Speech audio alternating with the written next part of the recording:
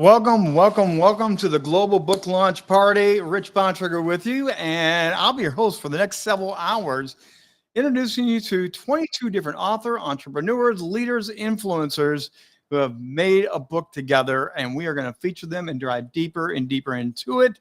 And in fact, we are so thrilled to be launching this because they have worked to share their personal stories. This is not a theoretical book. It's a very personal, deep dive book into their life as being entrepreneurs, leaders, and influencers. And also throughout the show, we will be having the chance for you to purchase this amazing book right there, The Hard Work or Success. It's all about the hard knocks of life, but also succeeding in life and in business. We have different iterations of the book. So throughout the show, you're going to see this one's for Australia. Hit the QR code and order it. But we have multiple variations that you can get directly from Amazon. So please pay attention and join in wherever you're at from around the world here today. And this book is part of the ECI community. That's how this group came together. ECI has redefined the entrepreneur journey as the first of its kind global entrepreneurship community. It brings together entrepreneurs locally, nationally, and internationally for collective success by sharing wisdom and insights, upskilling one another, and offering support and referrals among authentic, committed business professionals. ECI fosters a powerful community where entrepreneurs grow together. This transformative network showcases the true power of collaboration, reshaping the future of entrepreneurship for success. And the Hard Work and Success book amplifies and showcases that and the true impact of ECI. That's what it's all about here today. So we're going to get this party started because we got a lot to get through here today, and we have people actually waiting backstage to become a part of this. And let me just check real quickly here. Oh, yeah, people are all excited. Look at this. We've already got a big Yahoo coming in. Look at that right there. So we are ready to rock and roll, and let's get it started with our first leader entrepreneur. Kira Hennihan from Ireland is with me. And Kira is one of those people that she talks about herself very openly as being true, authentic, and she's always jacked up. Kira, welcome to the book launch party. Can you hear me, Kira? Yeah, it's coming in a little bit laggy, Rich. I can hear you. Can you hear me? Okay. Yep. Go. And we're going around the world, so there will be a little bit of a lag, but you have been a part of this mission to put this book together, and you help people share their stories. So tell me a little bit about the people in this group and sharing their stories through this new book. So it's really laggy. It's probably internet on my side, Rich. Can you hear me? Yeah, I can hear you. Tell me about the group and this book and how you work together to craft the whole book. Okay. Such an incredible experience, having 22 different people come together and really dig deep, genuinely go to the depths of themselves to find a story to tell. Having that all happen, the dynamics of all of that being but then to see who they really are. And this entire experience has been incredible because each person has come in and gotten involved and got stuck in and didn't. Incredible. Now, you began being an entrepreneur at age 6 yourself, correct?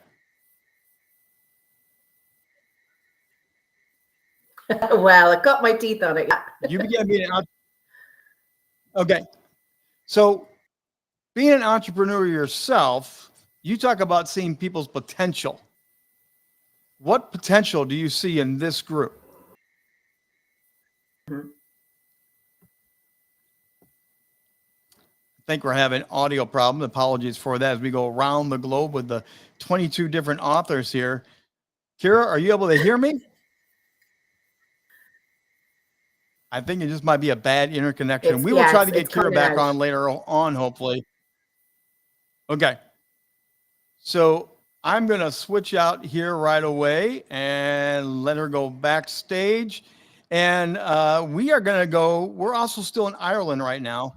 Eamon Welsh is with me right now. And Eamon, you're one of the authors, you're an entrepreneur, and you turn vision into projects. How do you help people do that? So we turn visions into projects. So we see a lot of projects that come along from various different businesses, not just startups, as you might imagine, very well established businesses as well, that come along with a fantastic idea that requires a bit of funding or a bit of external skill sets brought in, or a bit of whatever the case may be. And we talk about this thing called the 97-3, right? 97% of projects that get funded versus 3%, or sorry, 97% that don't get funded versus the 3 that do. And the big difference between the two is the 97%, by and large, are generally not projects, right? They're ideas, they're visions, they're concepts. So the concept of transforming a vision into a project is about collaboration. This book is actually a fantastic example of what that process should look like in terms of collaboration, in terms of bringing the right people together in a team that can take a concept, take a dream, take a vision, and transform it into something that people can engage with, people can get excited about, and ultimately can be brought to the world. So your chapter was entitled, Always Remember You Have a Duty of Care to Your Fellow Man. Correct. Why Yeah. did you pick that title? That is, and this whole process has been really, really interesting from my point of view. I went way back into my childhood to try and get the root of what makes me an entrepreneur and what has brought that out in me. And that's a very standout moment for me. I don't even know what age I was, very, very young, and it's one of my earliest memories from my father. Right, and it's something he said to me. I won't ruin the story because it's in the chapter, right? But it's a very interesting story where he nearly sent me through the front windscreen of a car. Yes. Right. But it resulted in him sitting beside me and saying, "Don't ever forget, Eamon, you have a duty of care to your fellow man." And that has been one of my guiding principles all the way through my life. And you'll see in the chapter as well what can happen. We all have our guiding principles, and you can see in my chapter at least what happens when we lose sight of those. Well, and you also talk about the impact of your father in your life, on your career and everything. Tell us more about your father, because he was a big part of everything, right? Yeah, so my father is, although he probably wouldn't agree with me himself, but he is an entrepreneur in the truest sense. He's a farmer. My whole family background, we've been farming in the west of Ireland since the 1800s. And in my mind, farmers are the original entrepreneurs, or as I like to call them, the agripreneurs, right? Yep. Because for a lot of time with farmers, it's life or death. It's problem solving and creating the business and driving the business forward is life and death for the livestock that they're managing or the crops that they're managing and all the rest of it. But my father took it he diversified during the Celtic Tiger years in Ireland and created a plant hire business from nothing when there was literally absolutely nothing in Ireland. He built a plant hire business. So that's the environment I grew up in. I grew up in, be up before the sun, be out of bed before the sun, and the work ethic that goes with it, and what some might call the hustle and the grind was just normal for us growing up. How did that formulate you? How did that build you up when you went solo on your own as an entrepreneur? Did that those type of building blocks really help you? Yeah, because it instilled in me this sense of some people talk about failure isn't an option, but when I think back and I look at my father, I mean, failure wasn't a thing. There was no, I mean, if a track came off a machine, if a tractor broke down, if you just had to solve the problem. There was no such thing as, oh, we'll deflect that responsibility over to someone else, or we'll do what, we'll just go home and have a cup of tea and forget about it, right? If that happened, we didn't eat. So there was no such thing as this problem cannot be solved. So I grew up and I was probably into my 20s before I actually realized that that's not how most people think, right? Doing this book, because you all work independently, there wasn't a lot of crosstalk. You were told, go write your chapter, submit it, and they'll take care of the rest. So what was your experience doing this independently, but knowing it was going to come together? Was that a challenge? Was that easy for you? it was challenging. It was challenging in the sense that, as I said, I went very deep back into my past and came all the way through. And I mean, some of what I've told, the stories that I told in the chapter are fractions of the real stories, because I mean, the big thing I learned is there's probably a book in every single bit of a story, in every There you go. paragraph, right? Yeah. So that was really, really interesting. But what really fascinated me was when it all came together, because there was a lot of support within the group, but in terms of the different chapters, we bounced off each other on that, but we didn't write our chapters collectively. We wrote our chapters very much on our own in a sense. But how it all came together was fascinating and it just goes to show the power of a direction, of strong leadership, and a brief, right? Because Yeah. it all came together as if we had been in, as if we were all working on it together. And it's not that we were isolated, right? We did Right. communicate, we did talk, but we did write our own chapters, as you said, very much independently. And how that came together to create this unified book Yeah. is mind blowing. Well, and Kira, who was our first guest, but technical difficulties, she was the master editor of everything. She had to take all of your different works, 22 different authors, and put them together in a way that made sense for the reader. And actually, as we produce the show here today, you're going to be surprised at how much of that flows into our production here today, because there are overlapping themes, there are connected stories, and yet you guys are spread all over the world.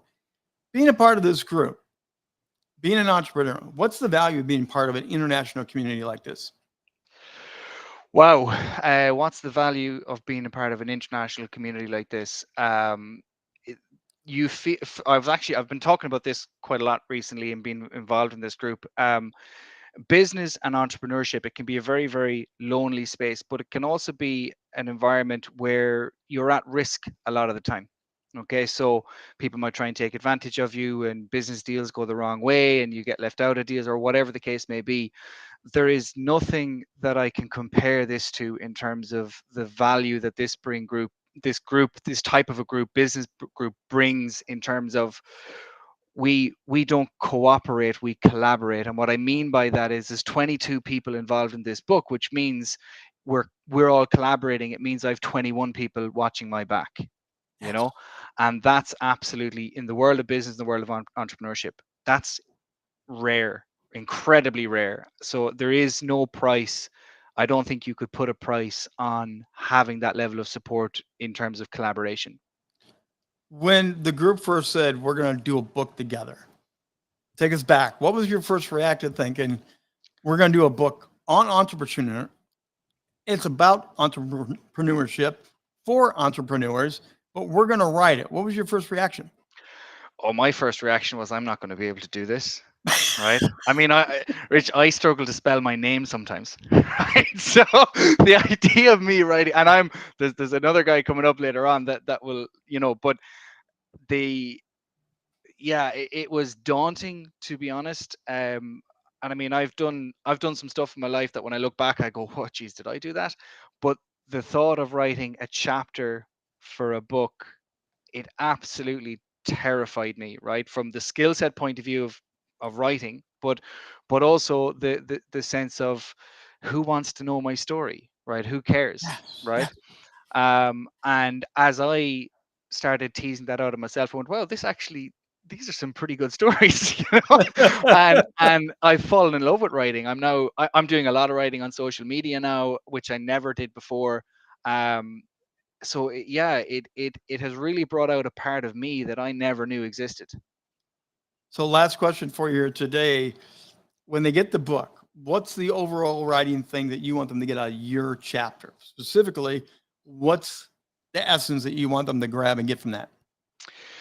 So the thing I want people to take from mine is have a look at the guiding principles that are laid out in my chapter, and have a look at what happened when I moved away from those, right? Mm. And take from it. You find your guiding principles, use some of mine if they resonate with you. You'll have several of them throughout the book, but once you've found your guiding principles, use them. We've an expression in Ireland, keep between the ditches, right? So use those guiding principles to keep your bearings, to keep you between the ditches, and don't lose sight of them, because things can go very, very wrong when you do. Eamon from Ireland, and you're not the only one we got from Ireland here today. So thanks for taking the time and being with. Congratulations on the book launch, Sue, by the way. Thank you very much, Rich. Wow, here we go. Spin the dial once again. Next up is going to be Joseph, and we're going to have Joseph beam right in. And again, he's from Dublin, Ireland. They've got so many people from Ireland in this group. I think we cover a lot of ground in Ireland. So if I'm going to go find him over here, I see a smiling face backstage. Now live, Joseph, how you doing? Hey, Rich, great to be here. You know, I also love the Dublin accent or the Ireland accent. So I just naturally fall in love with you people. Of course, that's what we're here for. So you are a facial analyst, an expert in lie detector and in clear sight communication.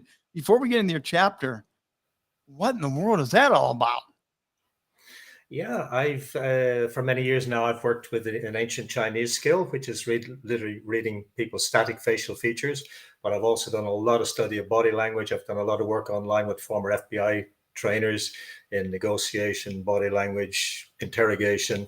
So I listen to what people are saying, but I also listen for what they're not saying, what they're avoiding, and I look at what their face is telling me, whether their face is telling me the same as what their words are saying.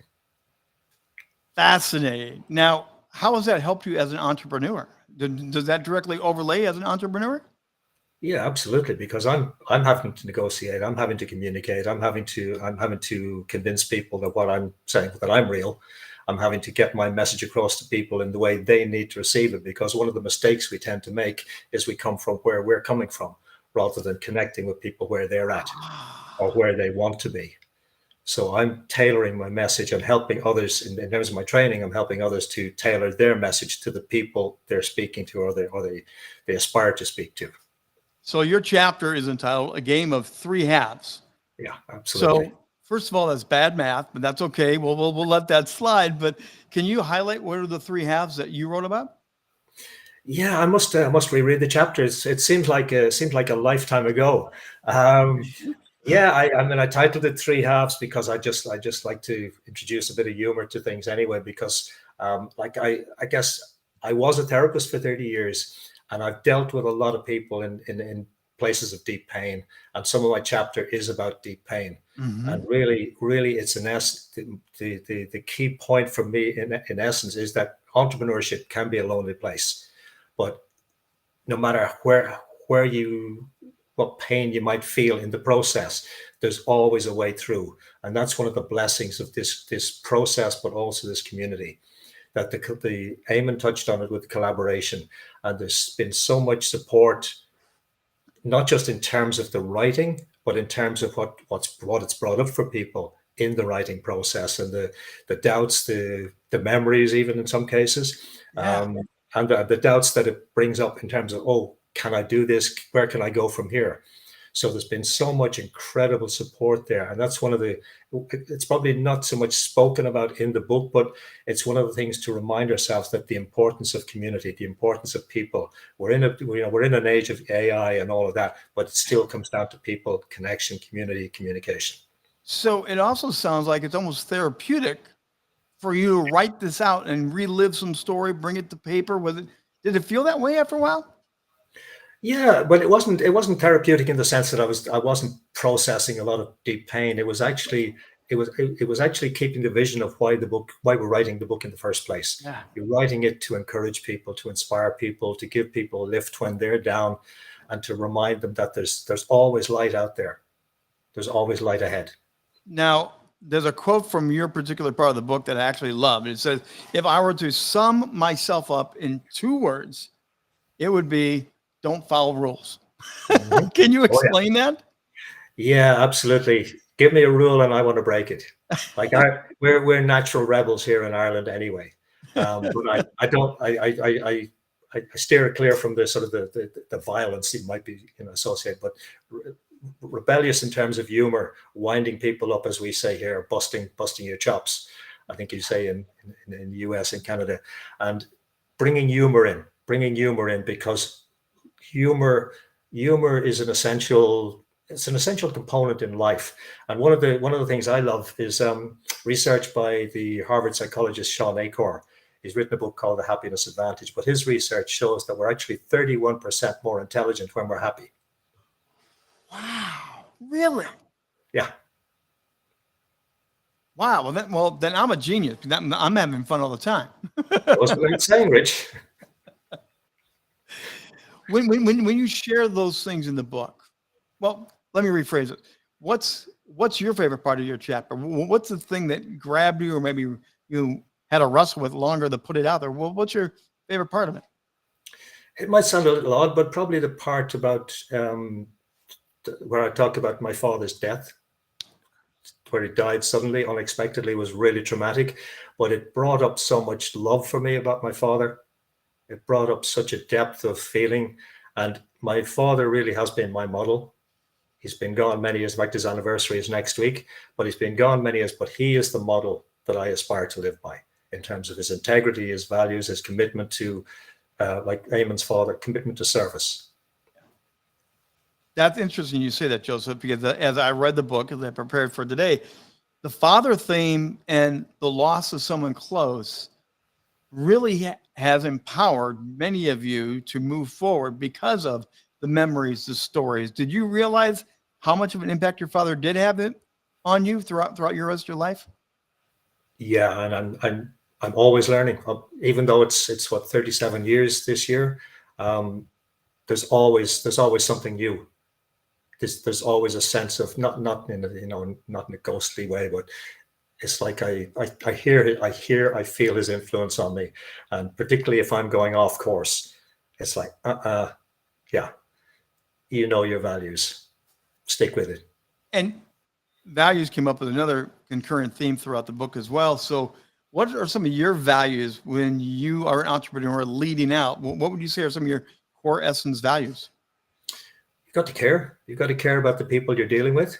Again, the quote from Eamon's father, service to your fellow man. Yeah. And it's so deep, it's so profound. And it's you have to care about the people you connect with, the people you work with, even if they're not paying clients. You have to feel empathy for them, and you have to be willing to go whatever the extra mile is to be of service. Even if they're not the paying client. So far, that's the best line so far of the day, right there. You got it, Joseph. When you've not read the book completely yet, right? You have not read, because we're just releasing it here today. In fact, as I bring this back up, this is the Canadian link for those in Canada. Grab the link at the QR code. Are you excited to read what the others in the group have written? Because you do know each other. You are hanging out virtually a lot, but how excited are you to read the other chapters? Oh yeah, I mean, I'm so privileged that I have the opportunity to read. I've read some so far, but I knew some of the people very well already. But even some of their stories are just wow. Excitement isn't the right word. It deepens my appreciation of them. It deepens their value for me as human beings, not just as entrepreneurs. And it makes me want to be of service to them also in a far, far deeper way. As I've read this is my observation, but we're international here today, 22 different authors, different countries, but we're not that different in entrepreneurship. Have you caught that as well, that we're really not that different?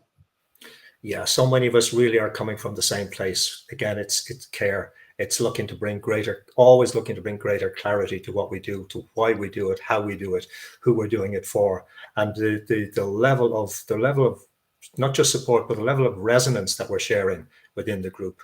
And as I say, some people you know already, some people you don't know so well, but there's so many synchronicities that have occurred during the writing process and in the group chats, in the individual chats, that it's, oh wow, yes, you get it, yeah. In this crazy mixed up world, do you find comfort knowing that we are more alike than we are different when we do things like this? When you sit and chat or read the stories, really, we're all pretty similar. Yeah, absolutely. Well, I mean, I'm probably privileged in my background. My younger sister is Down syndrome. My older daughter is gay. My nephew is black. My partner is Chinese. So, We have the whole UN right there. There we go, right there. Yeah. Before I let you go, what would you want the readers to get out of your story? And again, they're very personal, they're very deep. I want everyone to realize what you're reading is very painful, gut wrenching, and fun sometimes. But what do you want people to really take away from reading about Joseph? Yeah, that there's always a light. There is always a light ahead. There's always something to draw us forward. And even when we're feeling alone, low, you know, it's looking dark, there's always a light there. And really, more than anything, it's to go within. Just let all the fluff, all the nonsense just drop away. Take a breath, find reason to smile, step forward again. It sounds so simple, Joseph, but we all know it's not, right? Well, that's the point, Richard, is we just convince ourselves it's not. And I've been a master at that. There you go. Joseph, thank you for being with us here today. And again, congratulations on the launching of your book. We look forward to getting out there to the rest of the world. Thank you. Thank you, Richard. And we continue in the wonderful country of Ireland. And Claudine is going to be coming up next. I just have to take a moment and go find where she's hanging out. There she is. I see her. She's smiling backstage. Claudine, welcome to your own book launch party. How does that feel? Great. We can at last we can at least speak and talk openly about what we have achieved with this book, which was fantastic experience. And at long last, we can help people, which is what I do by profession. Well, yes, And it's you're lovely to meet you, Rich. It's a pleasure to meet you. This is all the fun of doing what we get to do now through the camera lens, go around the world and meet people. And you're in England, and you're empowering businesses to operate at peak efficiency and the potential with preferred partners. Can you explain what your business is all about, what you do with people? Sure. I partner with this fantastic discount club, FTSE 250 on the stock exchange. And Charles Pagoda, the owner, initially had a vision as a great entrepreneur to help people. So we deal with something which is not at all sexy. We deal with broadband, energy, telephone services. How can you wrap it up nicely? But that's what we do. And we do help people save not only when they join as members, but there are so many different ways to save or as we go. So it's not just when they join as members, but it is on an ongoing process. And with that, there is a second dimension, which is that of partnering with the business. Basically, so many people, and statistically, it was proven that 60% of the population doesn't like their job. Would you believe it? So we have the solution for them. That is, if they will like the idea, to become an entrepreneur and to work for themselves, but also they have the incredible opportunity to join this amazing business that is always positive, change the mindset, because we're so programmed and so conditioned. We are expecting bad news Right. from the radio, from the TV. Well, we attend lots of meetings all throughout the year, and also we have special events that we attend physically, and it is always good news. So So let me we dive into your chapter. I want to make sure there's a quote in your chapter that I hope you can extrapolate and build on a little bit. It says, I started life in a dangerous environment, but I closed the circle moving into a safe one. So you started out danger, moved into safe. A lot of you did the same thing. There's a lot of other entrepreneurs in this book that found that same journey. Can you explain some of your journey from danger to safety? Well, danger is when you move along an environment that where you were born, but also you carry on growing up, and you also become an adult, and you're still not part of it. It's like we're being born in a life walking backward. You're supposed to be taught, and in fact, you are the one who has to stand up in Mm-hmm. front of the dangers, because you are not put in a very nice situation, and you have to find your way, go through the middle of it, observe, and find your way, and take all the tips along the way that are going to enable you to improve in your life, so that you can move on yourself successfully, and also make a career, a positive career out of it. Well, So, and you wrote about the challenges of that in your chapter because you and your mom didn't really see eye to eye. You had issues and struggles with your mother. And then you also said you decided as you got older to do it differently than your mother did it. And oh, that was about your desire to learn. Tell us about that desire to learn. well, um, I felt that I w- the the people, the adults around me were the children, and I had to learn by myself and teach them how to behave, and how to know what the values were, because I believe that I was inherently born with values, and I believe also everybody knows right from wrong from the very beginning. We are born, more or less, but we do. And I was up against an incredible scenario of forks and knives, if I may say, surrounding me.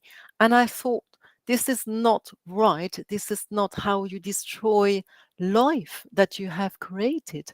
So they had to learn. And this is, I think, if I look back at my life, I'm thinking, because I'm a spiritualist, what was I here for as a spiritualist? Learning. I think I did learn a huge amount of parameters, and this is what the book is about as well. Well, yes, and you've had a lot of different jobs over the course of your life. You kind of sprinkled them all in throughout your chapter, which is really fun to see what you did. But with those different jobs, you often become an entrepreneur. Many entrepreneurs try different things and they finally lock onto that one thing. Was that part of your journey, trying things to find the one magic thing? I see that you have had a good look at what I've wrote, Rich. But what you do not know is that my grandpapa, w- on my maternal side, was an incredible man. He was born at the beginning of the 1900 times, and already he had all of the ideas of being an entrepreneur. And I would say that um, my parents also were a bit of an entrepreneur type of Oh, background. But what you do not know, or perhaps what you have, but perhaps you have guessed it, I don't know, is that I'm extremely independent.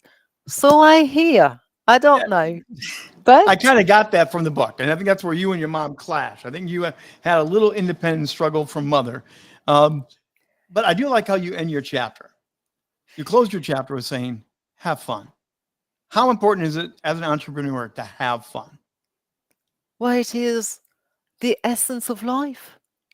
We are here to learn, we are here to create, but create beauty, and also to have fun with people.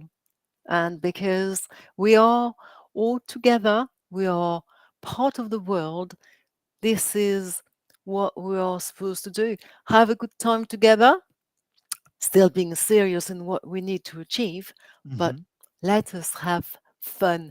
Let us not anybody being in the way, whoever they are, whoever they pretend to be, and misguide you. The route is in front of us. We know exactly what we want. Let Claudine, us have fun with it. that's a great way to wrap it up because we're going to have a lot of fun. We've still got a long way to go for a very fun book launch. Claudine, thanks for being a part of this, and congratulations on your portion of the book being in this amazing book. Thanks very much. Thank you so much, Rich. It was a So we're going to move on, and let me get this right now. As we travel around the world, we are going back to Ireland. No, Sweden. Sweden, excuse me. We are going back, and Katharina is going to join me. And I think you got one of the cool backgrounds so far. You have the horses, the green color, the lushness. That's a great Yes. place to be right now. I just want to hang out with you. Is that okay? Yeah. You are so very welcome to come here. So I just look out of my window and there they are. So you are helping rediscover peace and well-being with horse-guided healing and holistic health solutions. That's your business. Tell us briefly about what you do and how you do it.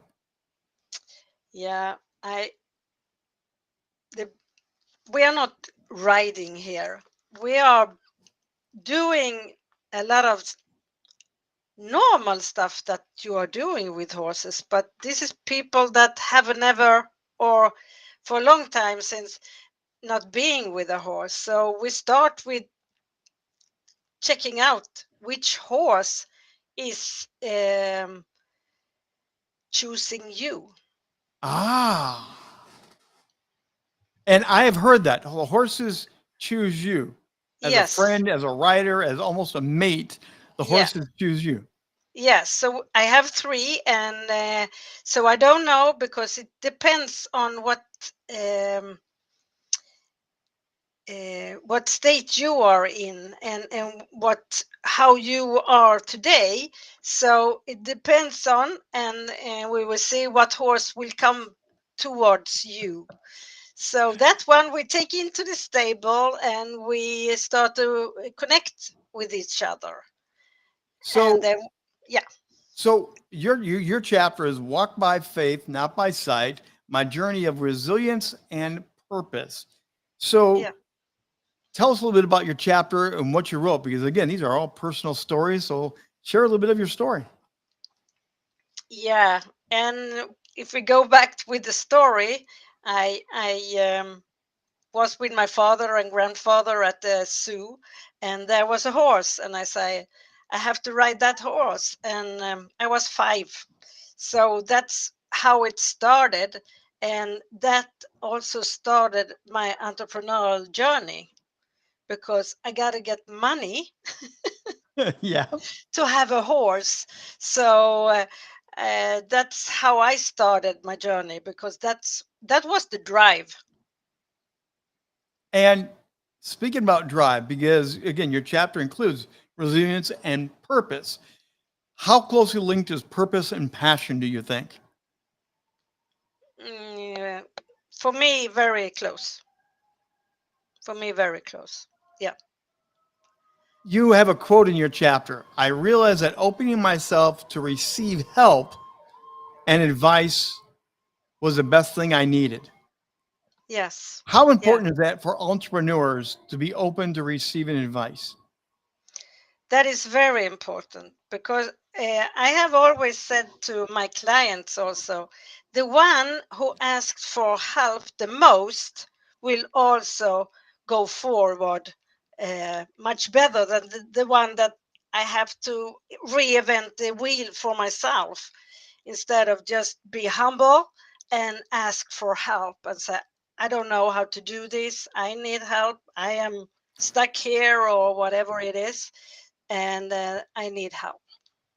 And asking for help is the hardest thing in the world, but as we learn, it's the best thing to do, isn't Yes, it is a relief when you start to doing it. Then you just say, "Why haven't I done this before?"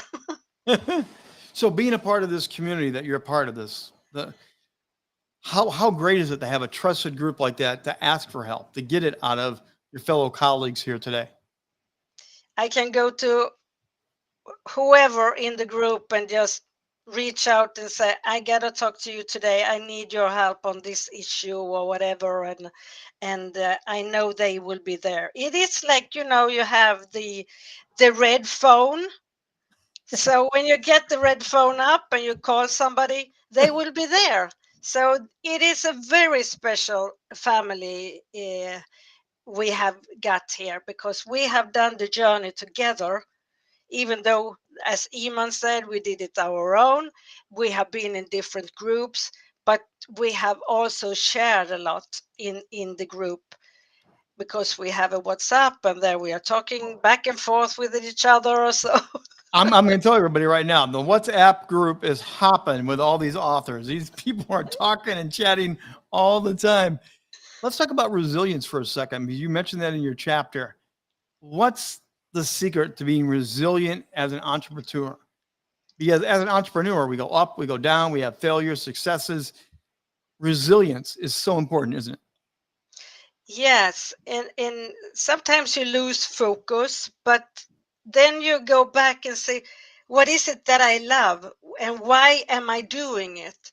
And then you rise again and go forward, because you cannot go backwards, and you cannot put yourself in the sofa and do nothing. That is not helping you anything. I have too much energy for that, so I have to do something with my energy. So yes, and I have met so many people during my life coming from war zones, and I just say I have nothing to complain of. So As people pick up the book, because they're clicking, they're buying it right now. I can see it happening. What do you hope they get out of your chapter?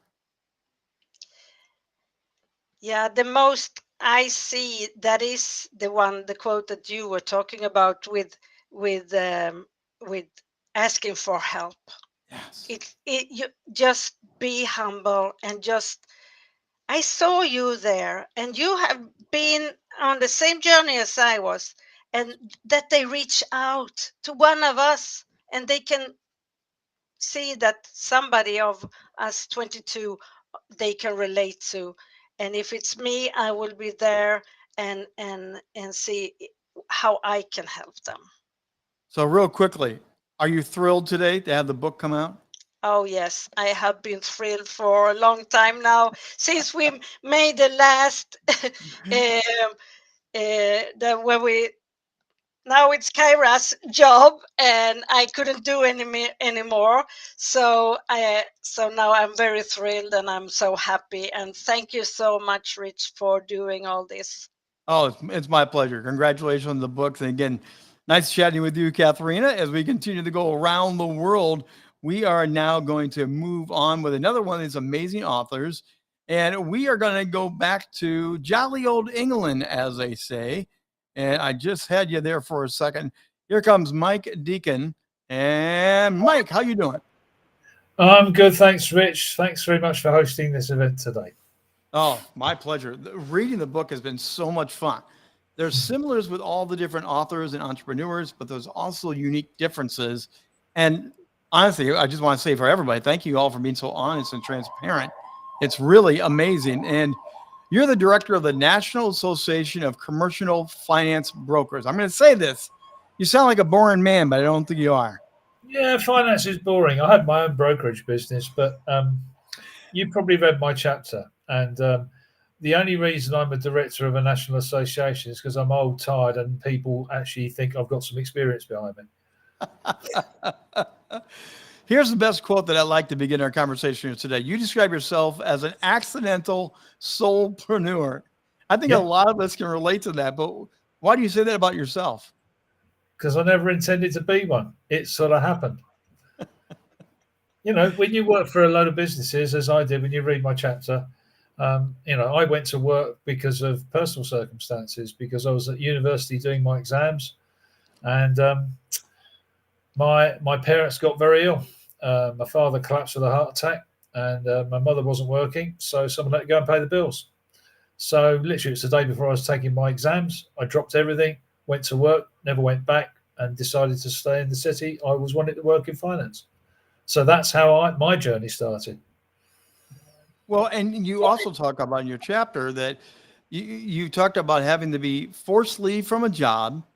Then your wife sort of gets in your face a little bit and challenges you, and you have your own social enterprise business pop out of that.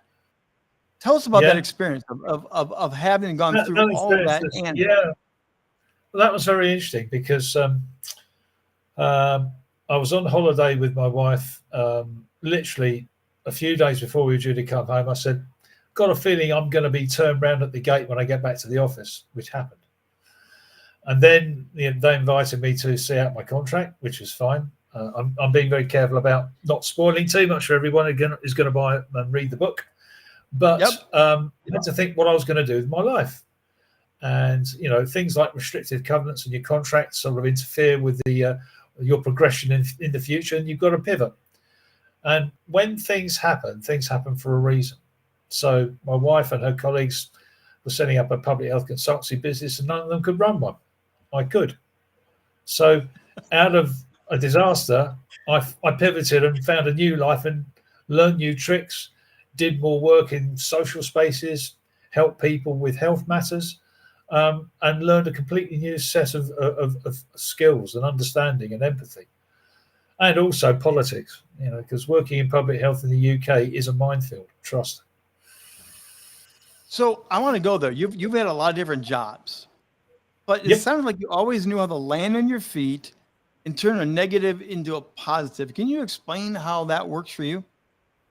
Yeah, there are three things that make you do it. One is personal resilience. Two is dependency resilience, which is basically making sure that your partner absolutely believes in you and vice versa. Because without that, you're nothing. Trust me. And the third is sheer bloody mindedness. How can I put this in the nicest possible way?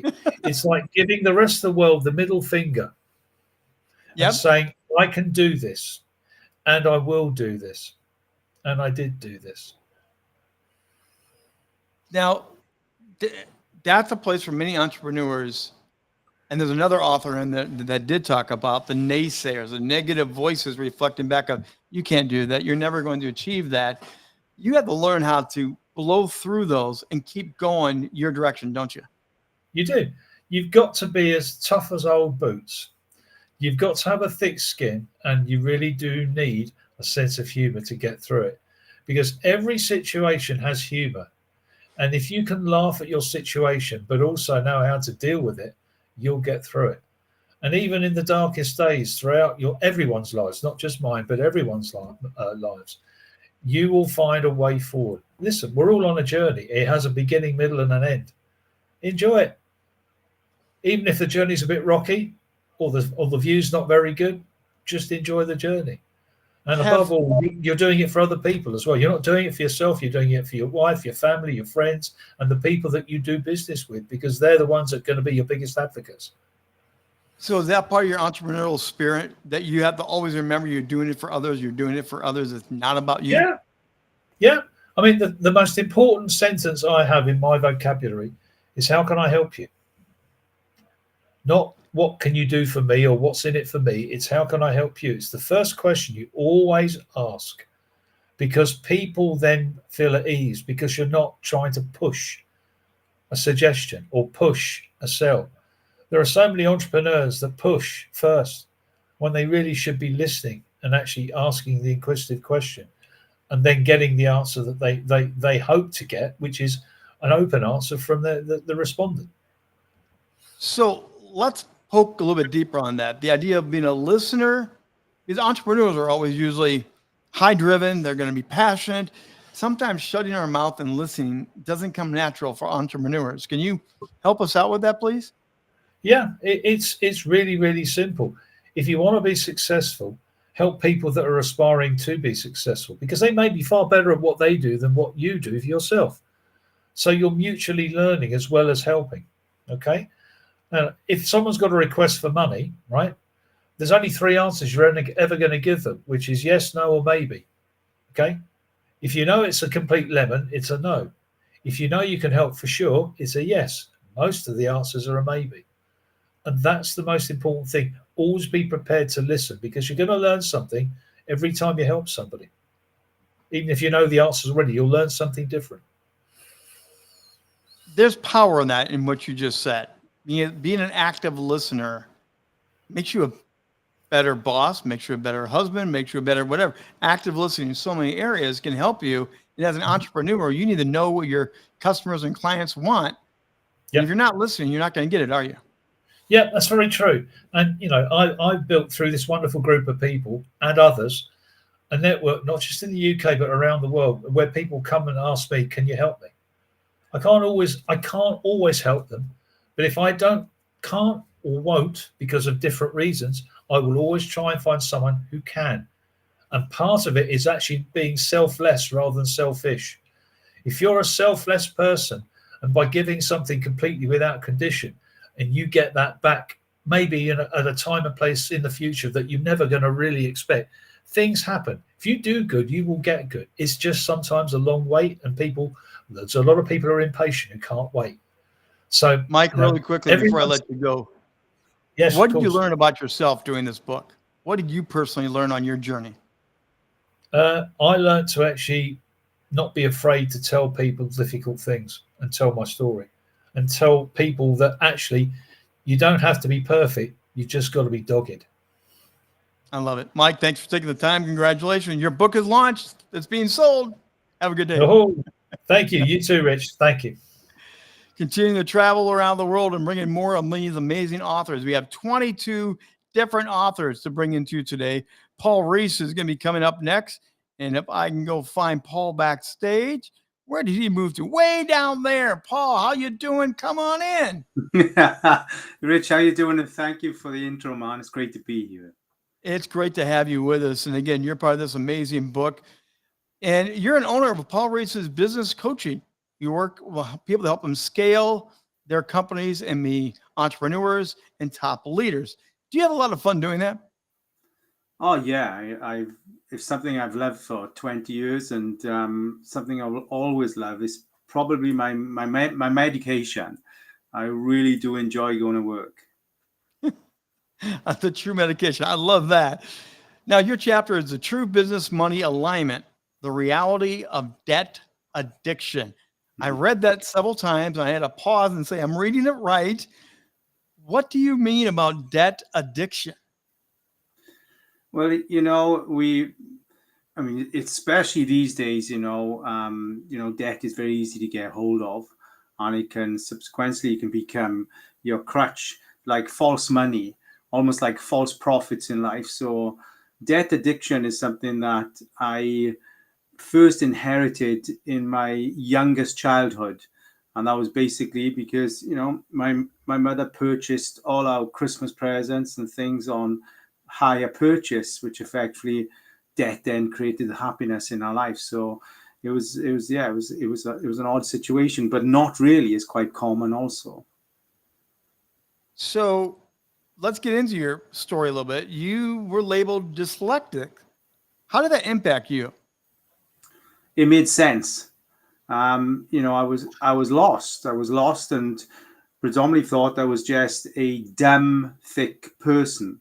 I was labeled as someone that was gonna an unachiever in life. So when I finally, at the later age in life, had that label, that diagnosis, I was dyslexic, it just actually produced a recovery in me. So here you are, dyslexia, writing a book. When you were younger, did you ever think you were going to do that? Oh, no, not at all.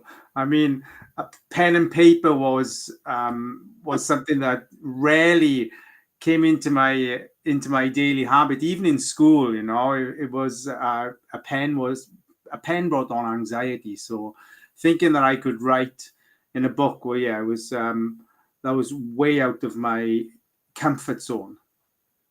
But then came along a teacher that taught you about one-on-one coaching. Tell us about the impact of that teacher. Oh, Mr. Gwyneth Davis, yeah, typical Welsh name. An incredible angel of a teacher. This man really gave us room to think how we wanted to think. And he allowed us to be exaggerative without thinking. And that's when I really tapped into my mind for the first time ever. He was an incredible, wonderful awareness. He didn't teach, he allowed. There was a huge difference. He allowed you to be yourself in the class, and you become a self-taught person, because effectively he didn't have to deliver the work. He presented it and allowed us to learn in our own way. It was incredible. You and I can spend an hour on that topic right there, my friend. That's absolutely amazing gold. Yeah. If we were able to replay that, I'd replay it over and over again, because being able to be self-taught it locks on so many different doors, doesn't it? Yes. When you're given that space to think for yourself in a classroom environment, it gives you so much confidence and power as an individual to be able to recycle information, learn in the way that you want to learn, understand words in the way that you want to understand them, but come out with the same outcome as school wishes. It was an incredible experience, and I've always worked that way since. Now, because of all that, it also says in your chapter, it turned my fuel of self-hate into self-success. Maximize every opportunity. Wow, what a turnaround for your life. Oh yeah, and that's what happened with that teacher in school. He taught us how to maximize ourselves through self-learning, and you just thought so differently so quickly. And what happened was when you that maximizing emotion that you experienced, we kept that through school. And then when we left school, then Richie was just, I could see the benefits of how to maximize everything. And my wife says, it's hard living with me because everything has to reach its highest potential. Now, I want to go a little bit deeper into your family life, because you have a line in there that you took time to look for family triggers of your past to help you move forward. Yeah. A lot of people don't take the time to do that. Why did you do that? There are the most fundamental reason is that we are taking our 10-year-old self to our business every day. Our 10-year-old self is running our business unless we understand that. So looking at my 10-year-old self and what he had adopted in the first 10 years of my life, and how my pocket money was playing out in my business still, made all the difference. And those, looking back, and we adopt what our parents gives us in those 10 years. So it was vital for me to look back at and really truly understand what was playing out in the grown-up part of me that was belonging to the 10-year-old. Wow. Now, I also love, you landed your chapter perfectly after reading it. You say, I'm in the driving seat all the time. Mm-hmm. How important is that for entrepreneurs? Well, it's as long as you have a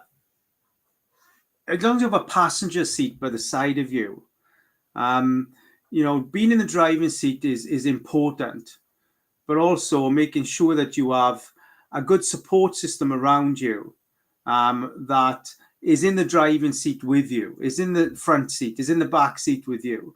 It's so important. So yes, I am in my driving seat, but I have a lot of passengers with me called the ECI that are always coming on the journey with me and on days out. Paul, this has been amazing. Again, what a chapter. People are going to want to read this, reread it. I thank you for your time and just for being a part of this amazing day here. You're welcome, my friend. Thank you. Wow. And I just felt like I talked to Arnold Schwarzenegger. I just felt like I had a very powerful, in-depth conversation. His accent was so beautiful right there. Now we're going to get back to another. We're going to go back to Ireland again. And Paula McNichols joins us now. Paula, great to have you with us. Hey, Rich, how are you? And how it's are you Matt enjoying Nicholas, this so far? by You've the been way. backstage watching. How are you enjoying this? Great, yeah, fantastic. It's so what have you learned interesting, so far from your other entrepreneurs and authors? What have you learned? Well, I think we've all had similar lessons to talk about, really, in terms of, keep pushing ahead and the resilience that entrepreneurs have to have. to, break through and to reach the levels that we want to reach, really, Well, it's interesting. You're a law firm partner. You help law firms to double profits in less hours with less stress. My dad was a lawyer. He could have used you. What do you do exactly?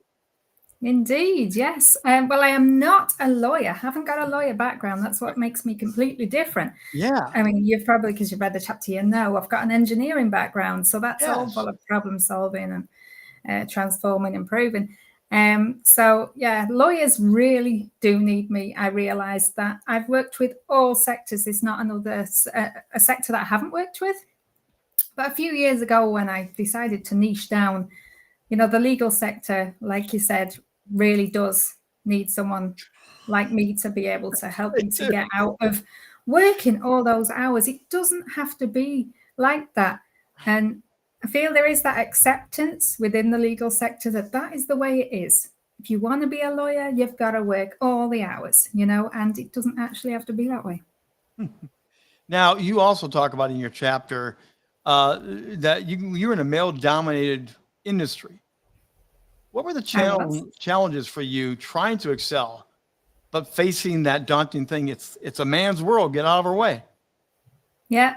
And I'd say that's probably the same in the legal sector a lot of the time as well. But back in the car industry as well. So very male-dominated industry to be in as an engineer. So there really wasn't many women around. So I was one of the guys. I became one of the guys, whether that was, what I should do or not. But there was still a lot of things that I was up against being a woman. Only a couple of instances I talked about in the book, but I could probably write a book in its entirety about the kind of that would be an interesting book. Yeah. Did that almost fuel you more to say, watch me, I am going to do it, get out of my way? Yeah, I am kind of like that. Yeah.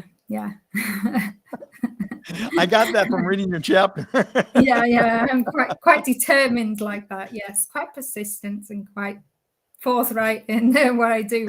No messing, no BS. You also talk about sometimes it's easy to stay in your comfort zone. As an entrepreneur, you cannot afford to do that, can you? Yeah, well, that's it. Yeah, I mean, I'd noticed that pattern through, when I was writing the book. About being pushed out of my comfort zone to get to the next levels for myself. And as an entrepreneur, I carried on doing that too. For me to, carry on growing and expanding the business and what I do. Entrepreneurs, it's funny because they can get stuck in the comfort zone of having all these problems. They actually, it's not saying they enjoy the firefighting, but they accept it, they know it, that's the comfort zone, they're dealing with it all the time.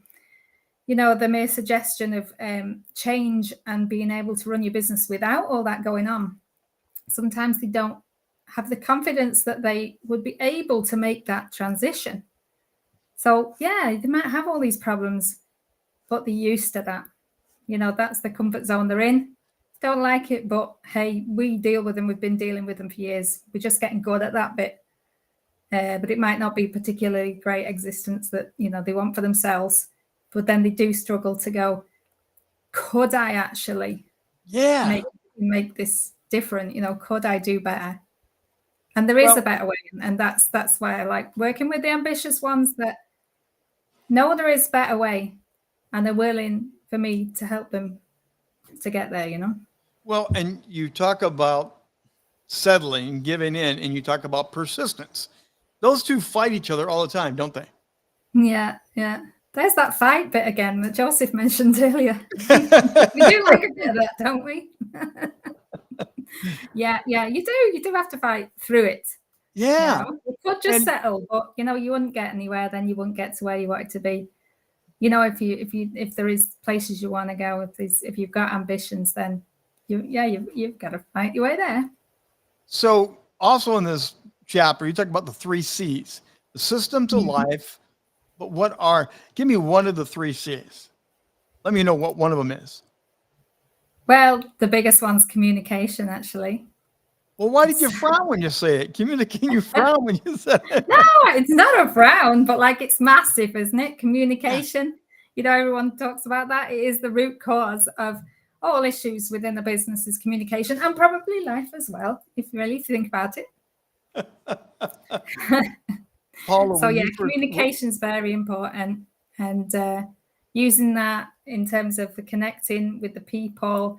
I mean, definitely in business, yeah, you have to have really good communication with your team and communication systems to habitualize that, systemize that. You know, because we hear about it all the time. Oh, yeah. Miscommunication, breakdowns in communication. That's what causes all the problems. So So learning how to do that better is really essential. So I've been watching the WhatsApp chat. You guys chat and talk and tweet all the time back and forth. How important is communication in the process of writing this book? Because you did a lot of it alone, but now you collaborated to make a book. How important was communication in doing this? Well, it was fantastic that we had these book buddies when we first started. And my book buddy was Peter, and you'll hear from Peter in about 90 minutes time, maybe just less. And we're very similar because we're both engineers, and we both, you know, engineer to entrepreneur really is kind of what our chapter's about. So yeah, working together, you know, having that communication and collaboration was really important for us actually bringing this book out of us. What does Because, this book launch? What does this book launch mean to you today? Well, you know, I never thought I was a writer. I still don't think I'm a writer. Writing's just not it's just not my thing. So I was like, no, I'm just never going to be able to, you know, put this together. But myself and Peter, we've developed a system to make it happen because we do that.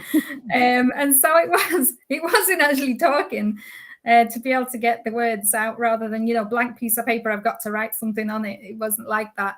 It was more, we developed a system of being able to transcribe what we were talking about to be able to put that into a book. So yeah, we developed a system that would help us to be able to do that better. So yeah, of course we did. Paula, congratulations. The people have been singing your praises, and a lot of people are going to go buy the book and read your chapter, I'm sure. So thank you very much for being here today.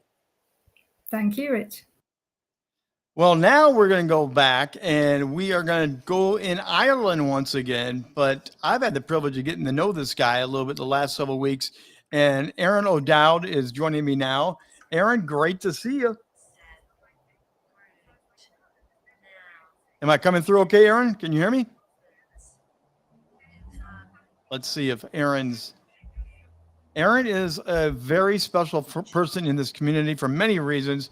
He's an entrepreneur, he's a podcaster, and he's pretty much legally blind. Aaron, how you doing?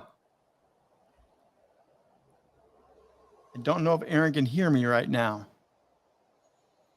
So, don't know why, difficulties here. Let's see. Everyone stand by.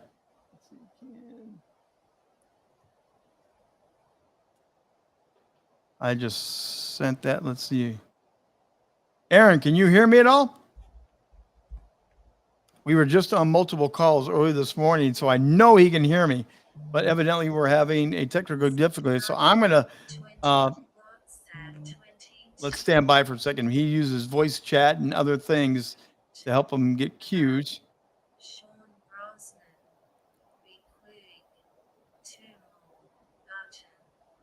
Evidently, technical difficulties. Again, we're going from Ireland, Malta, the UK, the US, Canada. It's been an amazing journey. Let's see if he's able to get me now. I think he's just having technical difficulties. So I'll have someone from the team reach out to Aaron, and we will come back around to Aaron. I'm going to jump ahead in our schedule then. For those tracking along with the team, we're going to jump ahead, and I am going to bring in Lee Tunnyware. If Lee is backstage, I see him right now. Lee is the guy that leads this amazing group. And Lee, great to see you. Hello, Rich. How are we doing? I'm doing great. How do you think this is going? This is your party, man. This It's is going very well. We've got a couple of technical difficulties, but bear in mind we're scattered all across the globe, so it's only to be expected. We're lucky to have the virtual world, if I'm honest. It really, really is. Now, you are the guy that leads the International High Performance Persona Development and Business Coaches. You have people through masterminds and other areas, but your passion is leveling people up, isn't it? Yeah, bringing people to the next level, getting them past their internal shackles, and I suppose helping them communicate to the wider world so people can see their superpowers. We've got an amazing community in ECI, and obviously this is just 22 of them, or 21 if you count plus me. Well, we have to count you. But it's interesting reading your chapter. Your chapter title was The Least Likely Entrepreneur, or The Least Likely Entrepreneur with the Most Likely the Failure. Most you likely thought, to be a failure, yeah. Yeah. So did you expect to fail as an entrepreneur, really? No, I think everybody else expected me to fail. I'm very, very dyslexic. I can't even read road signs. I'm lucky nowadays with apps and that, and I can talk to machines. A bit like Aaron there. Aaron's partially sighted, so he has to use like audible cues. Yeah. Yes. Nowadays, that's what I use in a sense where I can read stuff and stuff like that. My reading's improved a lot, but least likely to be a failure because I left school at 8.5. We were homeschooled, and I suppose growing up in the west of Ireland, like Ireland wasn't at the time in the early sort of, I suppose, late 70s, early 80s, there wasn't much going on here for entrepreneurial success, really. And so now you run an entire community. So your journey has been a self journey, very much overcoming dyslexia. How much was a challenge for that? Because I've talked to some people that say, it wasn't a big deal, I turned it around. Other people say it was a real hard journey. How was that for you? I think initially it wasn't hard. I made it hard just from the way I looked at it and my perspective. Once I pulled my socks up and realised, got out of the drama and armour, let go of the karma, I realised, yeah, I can do this. I had amazing insight because of a horse, believe it or not. Like Katrina was talking earlier. Like my biggest aha moment came from a horse. Yeah, when I was about 11, and my mum would always say to me, "Oh, you're a clever boy," but I never believed it because I couldn't read nothing, and my vocabulary was very small. So, and because we left school at a young age and grew up in rural Ireland, really every day was the same. So a lot of the time in my spare time, I would spend with a horse called Merrylegs, and I taught her to walk on her back legs, roll over, give the hoof, all the stuff you teach a dog to do. And there was a load of American tourists walking past, and I had her in the field. I didn't know they were coming. I was just doing what I normally done. And they thought it was amazing. They had to walk back and get their cameras and come back. And they said, that's the cleverest horse they've ever seen. And I got this, I don't know, eureka moment where I thought, well, Merrylegs can't read or write. And everybody sees how clever she is. So logically, yeah, I don't need to read or write to be clever. So I had that sort of pivotal moment, probably a bit like Paul Rees. And then once I saw that, I got past all the drama and just got into action. I had my first business at 12. So just moved on from there. So I do want to ask you, you developed a wide sense of awareness and an instinctual inner ear. You have a sense of hearing things, tuning into things. Explain that a little bit. I think we all have it. I just think we've probably been taught out of it. It's a bit like going outside and feeling a breeze. Yeah, you can interpret that data instantly, whether you need a coat, whether you need an umbrella, whether you put the washing on the line or take it in. It's instinctual. And I think it's the same with people. I think what people don't realise is when they lack confidence or they're not internally aligned, integral, as in as in their thoughts, what they imagine, their emotion, their physiology is in their gut and their spirit isn't aligned, that they're not integral. And wherever they're out of place, and whether they realise it or not, other people feel that. So if you feel uncomfortable with somebody, or you're not sure if you like them, or you feel stressed in some ways, normally you're picking up what they're feeling And I think people get confused as to, they think it's their feelings rather than their empathetic, sympathetic autonomic nervous system picking it up, a bit like an animal does. Yes. I think because I didn't have a lot of mainstream education, I never lost it. So I think we all have it. So I don't think I'm special because of it. I think we all have it. I just think we buried it with everyday, I don't know, chit chat, let's call it. Well, and there's another thing in your chapter that caught my attention. Persistence without good counsel is a fool's errand. Oh, definitely. Wow. Tell me more about that. Well, it's all right having an idea, and it's all right going, well, it's my idea and different things like that, or it's my baby, and that's, and there's nothing wrong with that. However, if you're not going to validate your idea, if you're not going to stress test it,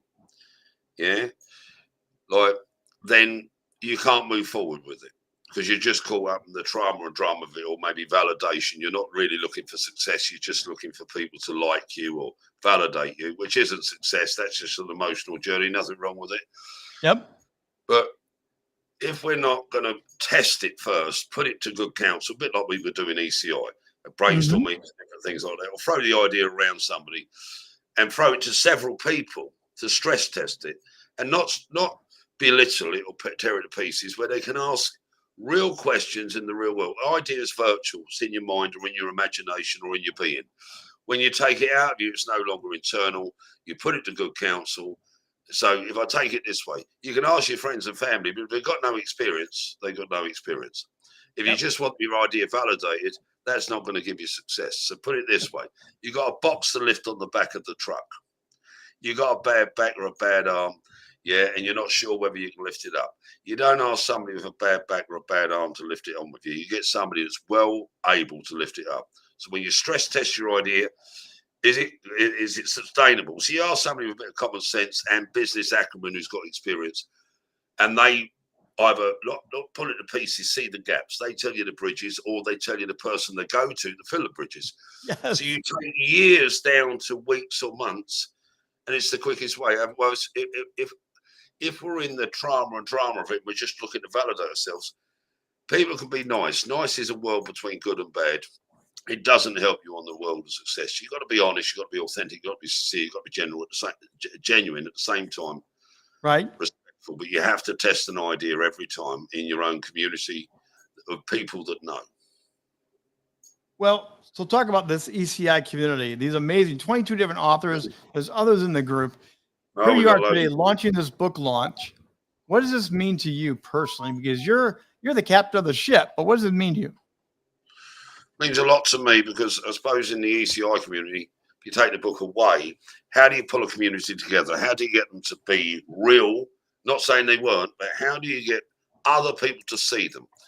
In my opinion, it's only my opinion, everybody that knows you is walking around with a virtual avatar in the head of you.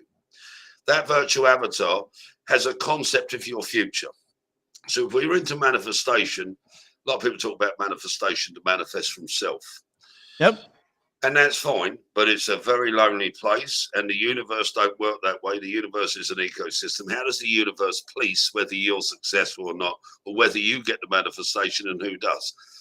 Many people live in that yin and yang, negative or positive world, which means if you've had a really good life, Rich, somebody else has got to have the worst part of it. So when we've got this avatar installed in everybody's head, what I wanted to do in ECI is I wanted every member to see every member for who they were, and allow them to change that virtual avatar they had in their head of everybody, that opinion, that I suppose in some ways biased, that quick 30 seconds or 3 seconds assumption we draw, and we see their future or we see their character, and we can't see where they want to go.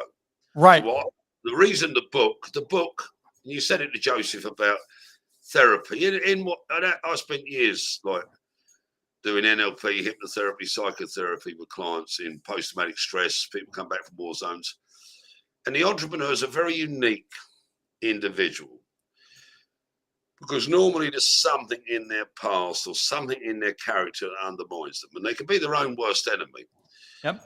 A change in the future by the change in the way other people see your future, you get quantum manifestation, which means now the universe isn't going to exclude you or police you out. It's going to include you, because all the other people have this virtual avatar. This live stream tonight showcases phenomenal people, takes them from being invisible to being visible. The author title lifts their credibility. What I wanted to do was to take members of ECI, showcase them to the world, because I'm proud of them. I know other members are proud of them. But how do I get them to pull together, and how do I get the public to realise, one, the power of ECI and that entrepreneurs on a journey on their own, but two, that entrepreneurs are the most collaborative, unified people, as long as others can see them. We can put judgment to a side. Every human being's perfect until we judge otherwise.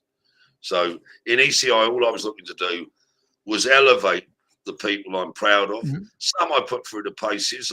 I call out the real questions because I want them to be successful, because they're more than able to. Lee, you have a little bit of passion. I love you for it. I'm going to let you go, but we're going to give Aaron another try because of the technical difficulty. So, Lee, thank you. Thank you he's very a brilliant much. guy, Aaron. I mean, you've got to ask him about his reign, mate. Absolutely phenomenal guy. They all are. They all are. They are. Thank you, Lee. Thank you. So I just saw Aaron beam back in once again. We're going to have Aaron come back. And Aaron, can you hear me now?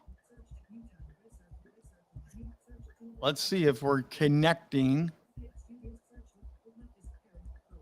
Let's see. Give him a moment with all the technology. Again, blind entrepreneur doing amazing thing. He produces his own podcast show on video, just so you know. What he does is absolutely incredible. And he wrote an amazing chapter in this book, and we want to make sure we can get him to come on in. The name of his chapter, by the way, is What I See. I had a chuckle knowing Aaron and reading the title. You have to have a good laugh and enjoy Aaron. And people see him as a superhero. He's an inspiration to other people in this group. And Aaron, can you hear me now? Let's see. We had earlier problem with some of the bandwidth getting into Kira. Maybe it's an Ireland bandwidth problem. So we will, I'm going to slide him backstage again while he works on more technical difficulties. And we are going to move on to our next exciting author here. We're going to Malta this time. And Tommy is coming on in here. And I just saw you a minute there.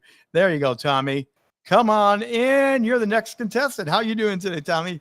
Hello, Rich. How are you doing? I'm in Varese today, Italy. You are traveling all over the place. I've been trying to pin you down, man. You what for the next couple of weeks? England and Ireland are coming up. Is that part of fun of being a global entrepreneur? You do get to travel. You do get to go out and see places. I do a bit. I actually see more Italy than I do England. Although it's hard to actually get me off the island. I do actually prefer to stay put and just work and drink tea by the sea. So you work with video and media, and you want people to chase less through the power of remote client feedback. You help people with videos to enhance their brand, their name, their sales, right? Yeah. So I help people, win over their best clients in under 2 minutes or less using remotely filmed testimonial videos, filming feedback with their clients and then turning that into, lead conversion machines. Now, how did you fall into that? Because like others, you had some disability growing up that didn't make it easy for you, did it? Well, I have Asperger's syndrome, and as a kid, I used to get decked at school, as they say, quite a bit, knocked around a lot.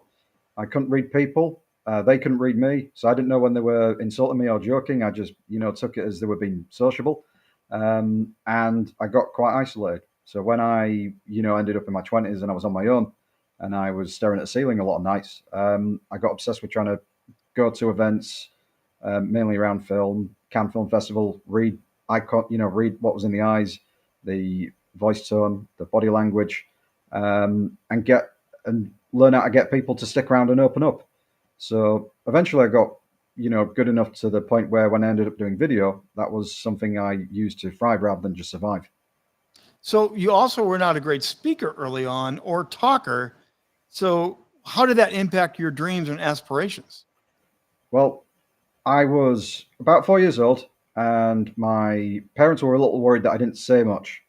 And they sent us to a doctor. I was observed for a few days, and the doctors came back and said the kid's fine. And not very long later, I was talking nonstop. I was just putting my foot in it, as they say all the time. So I was saying the wrong things. That was the problem, And then I had to figure out what was getting all the bad reactions and what would get the good reactions, or at least get people to stick around. And usually, it was by putting the spotlight on them and getting them to talk about themselves. So was that like a switch that flipped on magically? All of a sudden you were talking and interacting? No, it was slow, painful, still ongoing. You just throw yourself into it as many times as you can. I'd go to Cannes every year before the pandemic, and I'd be walking home with very sore feet at 4 a.m. Yeah. As the sun was rising, having talked to pretty much everybody who would be willing to stick around for long enough. So reading your chapter, you also talk about the power of networking. You love networking, don't you? I used to go at the opening of an envelope. These days I moderate it a bit. There was somebody once who said that you do it in the early days. You'll go meet everybody. You'll go talk to anybody, and you'll have meetings with anybody. And once you've done that and you've built the people that you need, you kind of slim it down and focus on them. For a while you have to do that, I guess, to a point. These days I'm kind of contract to the network, should we say, and focus more on the people that are, more in my corner, and I'm in theirs. So recently I just saw you on Aaron's show. You did? I had fun. Yeah, no, we just aired that and produced that. What can you say about Aaron particularly, since we're having technical difficulties? What can you say about one of your fellow authors, collaborators? The best thing I can say about Aaron, and at the time I thought I'd embarrass myself doing this, but we were talking about records and CDs, and I pointed to my CD collection, which was on both sides of my walls, and I forgot, because I was pointing at them, that he was blind. I caught that when we were doing the show. Well, I can't say more about the man than I forget he's blind. Yeah, yes, and that is one of the things that people do talk about. He just handles life and perseveres. Hard knocks for you, though. You talk about not enough experience in media. At one point, you were trying to grow your own career, and you were told, "You don't have enough experience, kid. Go away." It wasn't that bad. I had an interview at the Northern Film and Television School in England. It was the best one that you could go to, and to get an interview there was ridiculous. I mean, they got about 300 applications a year. I was down to the last day, and they said later on, "We like the guy, but he's only been to film school. He's not had any industry experience."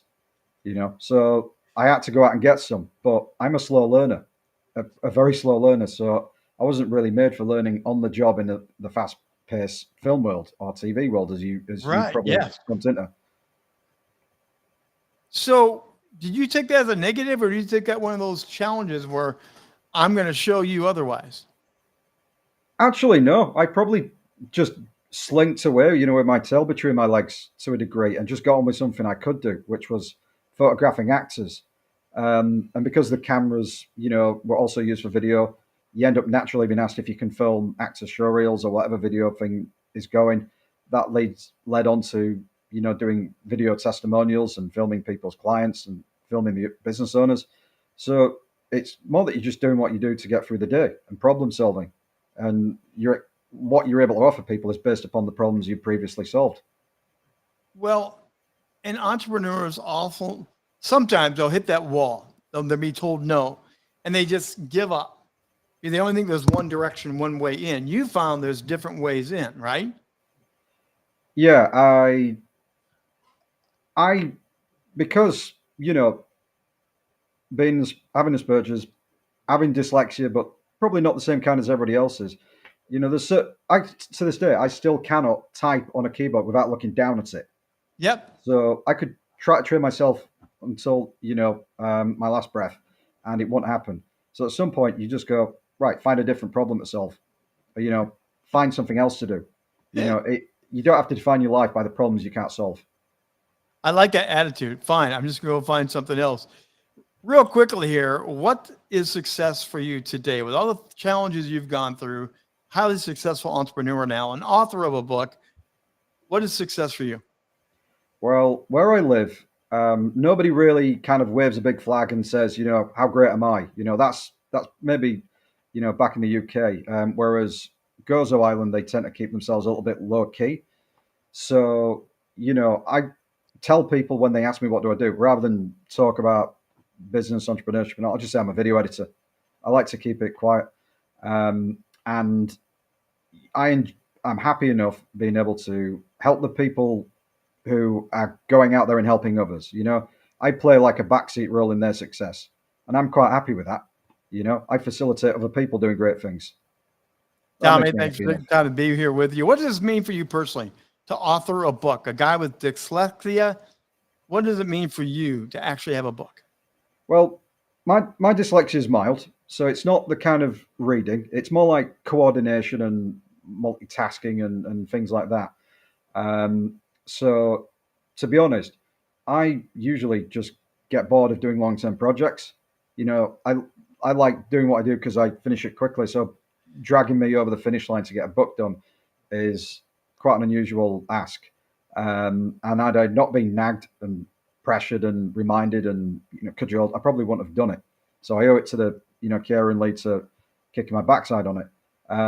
But now it's done. It's nice to have done it because I enjoy the whole storytelling angle of it, and I've kind of taken that baton up and carried it on elsewhere. Tommy, once again, thank you very much. And we're going to spin the dial and see where we go next here on our amazing book launch, global book launch, 22 different authors, different countries. And a guy named Sean is going to beam on in here now and join me. Sean, great to see you. Hey, Rich, how are you? Sean, you are coming from Ireland, and we have a great connection. This is really awesome. You're a managing director, owner of your own company, Brosnan Consulting and Brosnan Photography, delivering premium digital imagery designed to reach clients' audiences. So great follow-up to just talking to Tommy about video and clients. What's your unique area in this? So I am a commercial photographer. I focus mostly on commercial organizations telling their story. I suppose really, I think of the adage, a picture speaks 1,000 words, but I've always believed in my own heart that actually a picture speaks 10,000 different words to 10,000 different people.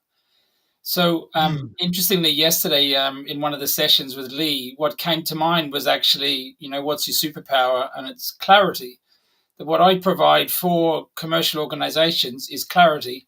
And what I'm focusing a lot now on is time-lapse photography and AI-generated time-lapse photography, all within commercial photography. Wow, that's a whole new area to expand into. How fun is it to be pioneering some of that? Yeah, I mean, look, time-lapse photography has been around for 100 years, I guess. What inspires me about it is I think back to my childhood and those flip books that we used to have, the animated flip books, and you'd flick through and you'd watch the story evolve as you flick through the pages. And so I've always been fascinated, but actually only in the last few years has the technology really caught up now, I think, in many ways, that it can deal with fluctuating light and with AI technology to give us data. So if we're looking at the likes of construction sites, we can analyze and see safety scores and activity scores and heat maps and all sorts of fascinating data. So the name of your chapter, by the way, is Say No to Sprouts. What the heck does that mean? Well, my book buddy at the start of the project was Kira Heenahan, and we had many, many laughs over the whole book project. And we kept having this conversation about sprouts, and I absolutely detest sprouts. So I'm from New Zealand originally. I live in Ireland now 22, going on 23 years. And I wear socks at Christmas that say, bright red socks that say no to sprouts. So I suppose in a way you could almost think of it as an accidental entrepreneur, that say no to sprouts is sort of an accidental entry to the book, I suppose, you know. I love that. Now, when I was reading your chapter, you said, I was a big thinker, and that didn't fit the Catholic world growing up. Absolutely. Can you expound on that a little bit? Yeah, I guess not to give anything too much away from the book, but being a big thinker, I always have, always will, I guess, ask why. Well, why do things happen that way? How does it work? What's the thinking behind it? But of course, back in those days in the 80s, asking those questions in a Catholic boys' school was just a no-no. So I'd put my hand up, but it would get to the point where actually I'd put my hand up to ask the question, and the teacher would just roar and tell me to get out. So I spent more time outside the principal's office during religion class than I did actually in religion class. So, but I was like, but I have a question, like a genuine question, you know? Well, and you go on in the chapter to talk about getting a job. You were sort of brazen. Was that your natural personality, or is that something you grew into? No, I think, well, isn't that interesting? I think in ways we grow out of that brazenness. And I think as we are kids, we are taught to be, or not taught, we're allowed to be full of life and maybe a little brazen within limitations and to enjoy ourselves. And then as we get older and life takes over, we're kind of molded into this world where suddenly we've got to conform and behave and all of that sort of thing. So I left school at 16. So here I was 16 in many ways, thinking I was more mature, but I hadn't a clue. So I turned up at this job interview and started asking these questions. To me, I genuinely didn't think I was being brazen. Yeah. But when I look back now and realize what I was asking, I was like, wow, you were brazen. So as you wrote this, as you relived, just like you did right there, how did that feel as you wrote the book, reliving life from a different perspective? I found it very interesting. I think when the project started, I thought, oh, that sounds good, writing a book. I've always thought I had a book in me, you know, and I've always been a bit of a storyteller, I suppose, but I've never written anything. And I thought, oh, that shouldn't be too hard. Little did I know. But it was definitely challenging at times, going back into myself and looking back at those years, because there were times, I guess, in my life and things that happened that I've never spoken really to anyone other than my wife, I guess. There'd be no one else on the planet that I've actually spoken to them about. So that was definitely challenging. But it was also really interesting going back and just reflecting on different times, different laughs, and thinking, wow, gee, I actually did do that, and I got through that, and actually, you know, how did I do that? But I did, yeah. So it was really interesting. Well, one of the things that I found fun about your particular chapter was, as entrepreneurs, we do often try different things, as we've talked about today. But you tried Pizza Hut. You were a manager at Pizza Hut. Been there, done that. Isn't it fun to look back and realize the journey that we've taken from Pizza Hut to where you are now? Oh, completely. And the opportunity. And I think in life you can look at things in different ways. And we all have hard knocks. We all have challenges that we face. And you can take that on the chin and just plow through, or you can let it define you. But actually, when I look back now and I think, my God, what an opportunity that was handed to me, literally with a set of keys, 18 in 2 weeks. You'll have to read the book to find out that story. But that opportunity defined who I am in so many ways today. And I often wonder, had I not got that opportunity, where would I be and what would I be doing now, you know? Now, you also have a methodology that you've learned, and part of that is retention is important. I don't want to give it all away, but for entrepreneurs, a lot of entrepreneurs don't even think that way. How did you get there? I've always thought that way. I've always believed that people are the key to every success, and that's relationships, communication, connections. Everything we do revolves around people and some other things that you'll find out more in the book, I guess. But so yeah, I just think it's so important that the natural extension of that is retention, and that should really come naturally if you are really caring about people, thinking about people, and understanding where you're trying to go with them. Sean, it's been a pleasure talking with you. Congratulations. Your book is launched, man. You're an author publicly now. It's amazing. Thanks, Rich. It's been fantastic. Thanks, Sean. We continue to move on and on through our book launch. Again, 22 authors from around the world. And we're going to come right to the USA, right to Maryland. I'm in Maryland. We're going to Maryland. We're going to go over and bring in a wonderful lady here, Jacqueline. And I'm going to get you to come on in right now. There you are. How are you doing today? I'm doing well. Rick. Thank you. I do have to ask you, where in Maryland are you at? Because I'm in Maryland. Oh, really? Yeah. Oh, I live in Potomac, Maryland. I'm just around Washington D.C., so we're Oh, in the neighborhood together, kind of. I believe so. But currently, I'm in France. I'm not in Maryland. Oh, so you have a nickname. You are known as the Queen of Problem Solving. Can you tell me about that? Yes. Yes, because I started solving problem before I was even born. You know, um, I was born during the independence war in my native country of Cameroon Yeah. in the 1955 to 1960. And my parents told me the story because I was still in the womb when the war happened, and they were hiding in the forest. And my mother was pregnant with me, and she told me that during the war they have to run to move from one place to the other because they were running away from the plane that was flying over Yeah. them. Oh, yeah.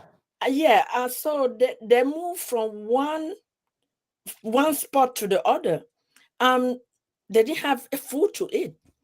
So every time that they move, they found pangolin on the road.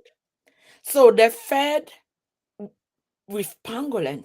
That was their food. Mm-hmm. And for that reason, they told me that I saved their life. So so so I start solving problem even before I come to Earth. So it just sort of came naturally for you, but It comes naturally. Yes, I feel complete when I'm solving problem.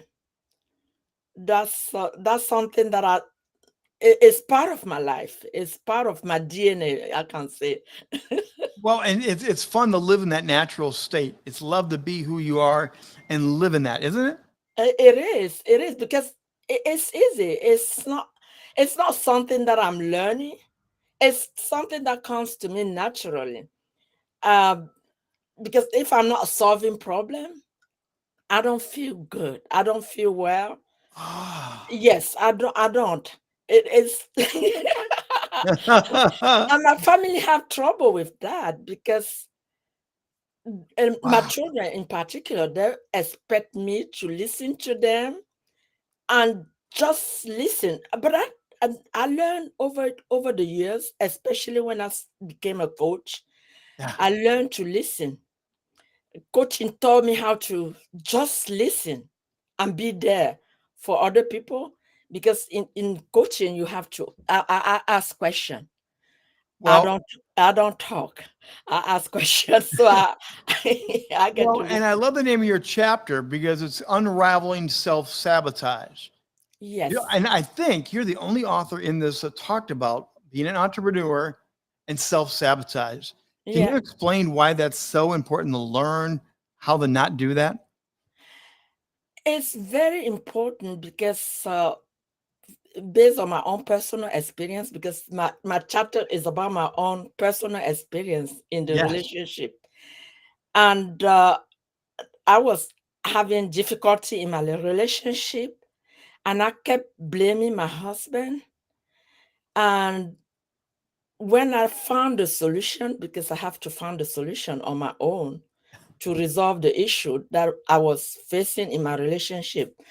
And it's at that time that I discovered, during the search for answer, that I Mhm. discovered that my relationship issue was all about me, not Yeah. my husband. But I kept blaming my husband all the time, and that's what we usually do in relationship. You blame your partner for everything that is happening, and I wasn't doing it deliberately to hurt him. I really believe that the problem was my husband. Yeah. But working on the issue, I discovered that I was the issue. I was the problem. I was Well, I was my own worst enemy. right. And in your chapter, you talk about we look at the symptoms. We look at the symptoms.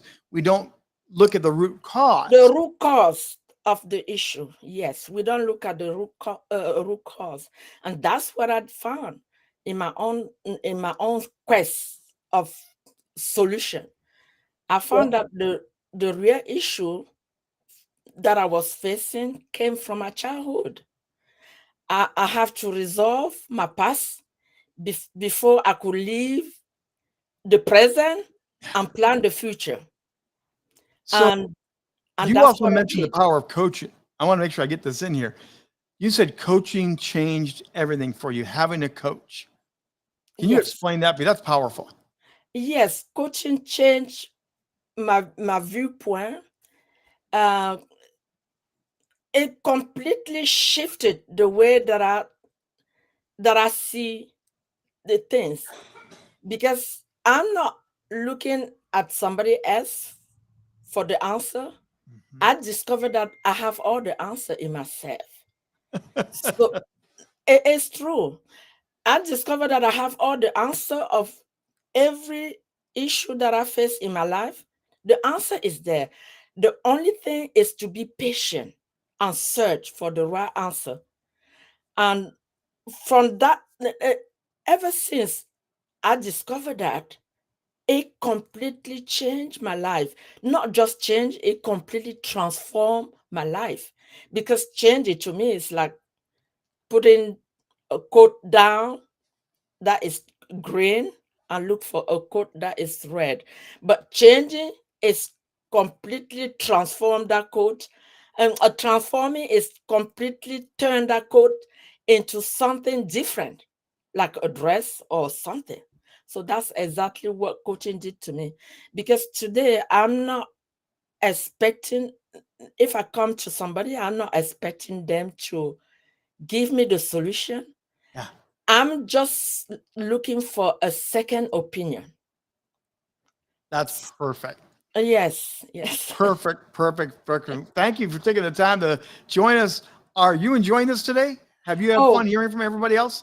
Very much, because being an author, it's not something that I thought I would do right away. I was thinking of it, but Lee and Sierra brought this to me, and it's such a very transformative experience for me, and I'm grateful to be part of this group of 26 20 no, we're 22 now. Yeah, 22, but Jacqueline, 22 entrepreneur. Yes. thank you very much, Jacqueline. Great to have you with us. And again, you also want to read her chapter. She talks a little bit about the power of self-love. You really want to get it. It's a very personal journey in her chapter, as many of these chapters are. And now we move back to Ireland once again. And this is about as Irish as you are going to get. We have Owen with us today, O'Malley. Hi, Rich. Hi, how are you? I'm doing great. How are you doing today, Owen? Fantastic. So you're part of this authorship group. You are the owner and CEO of TICN Limited. You desire to inspire people to be financially free. People have got to love you. How are you doing that? How are you helping people with financial freedom? We're demystifying the stock market and breaking it down into simple steps. Most people are, they say the world is making massive progresses to help people become financially literate, but to be literate and be able to read books and stuff. But I think we're getting left behind. It's the fact that 95% of people are either dead or they're broke. So I think we've got a big financial literacy problem in the world. And so we crack that by giving people the ability to be able to be in a safe, supportive environment where they can put a little bit of money away every month into a kitty, learn how it all works, and build up some confidence. I can admit, growing up, my parents didn't teach me anything about managing money. We were just taught, you have a bank, you have a checkbook, manage it. Mm-hmm. Do you find that's very true? We're just not told, even at a young age, what to do and how to do it? Yeah, absolutely. We need to radically transform our education system. We need to teach our kids three basic things. One, how to take care and personal responsibility for their own health. Number one, their own wealth. Number two, and their inner peace. You know, instead of thinking that their problems will be solved if they can get a $200 pair of Nike runners. All happiness happens by looking within and finding the beauty within you. So yeah, I actually go into schools and I teach 15, 16-year-olds our system. They absolutely love it because nobody is teaching them this stuff in schools. Well, and your chapter is called Greener Than Grain. Yes. And you have a great quote in this, which I'm just going to read straight out. It says, with no business experience, I'm reminded of the saying, when a person with money meets a person with experience, the person with experience ends up with the money, and the person with no experience ends up with no money and plenty of experience. Exactly. That is so true, isn't it? It is, for sure. Yeah, we we come out of our mother's womb know nothing, and we never. Some people sadly go through the whole life that don't learn basic financial skills and don't know the concept about money can work for you. That's the thing that they just miss, that they trade their whole life for money, and nobody taps them on the shoulder and says, look, do you realize money can actually work for you? Now, in part of your chapter, you also talk about getting in over your head.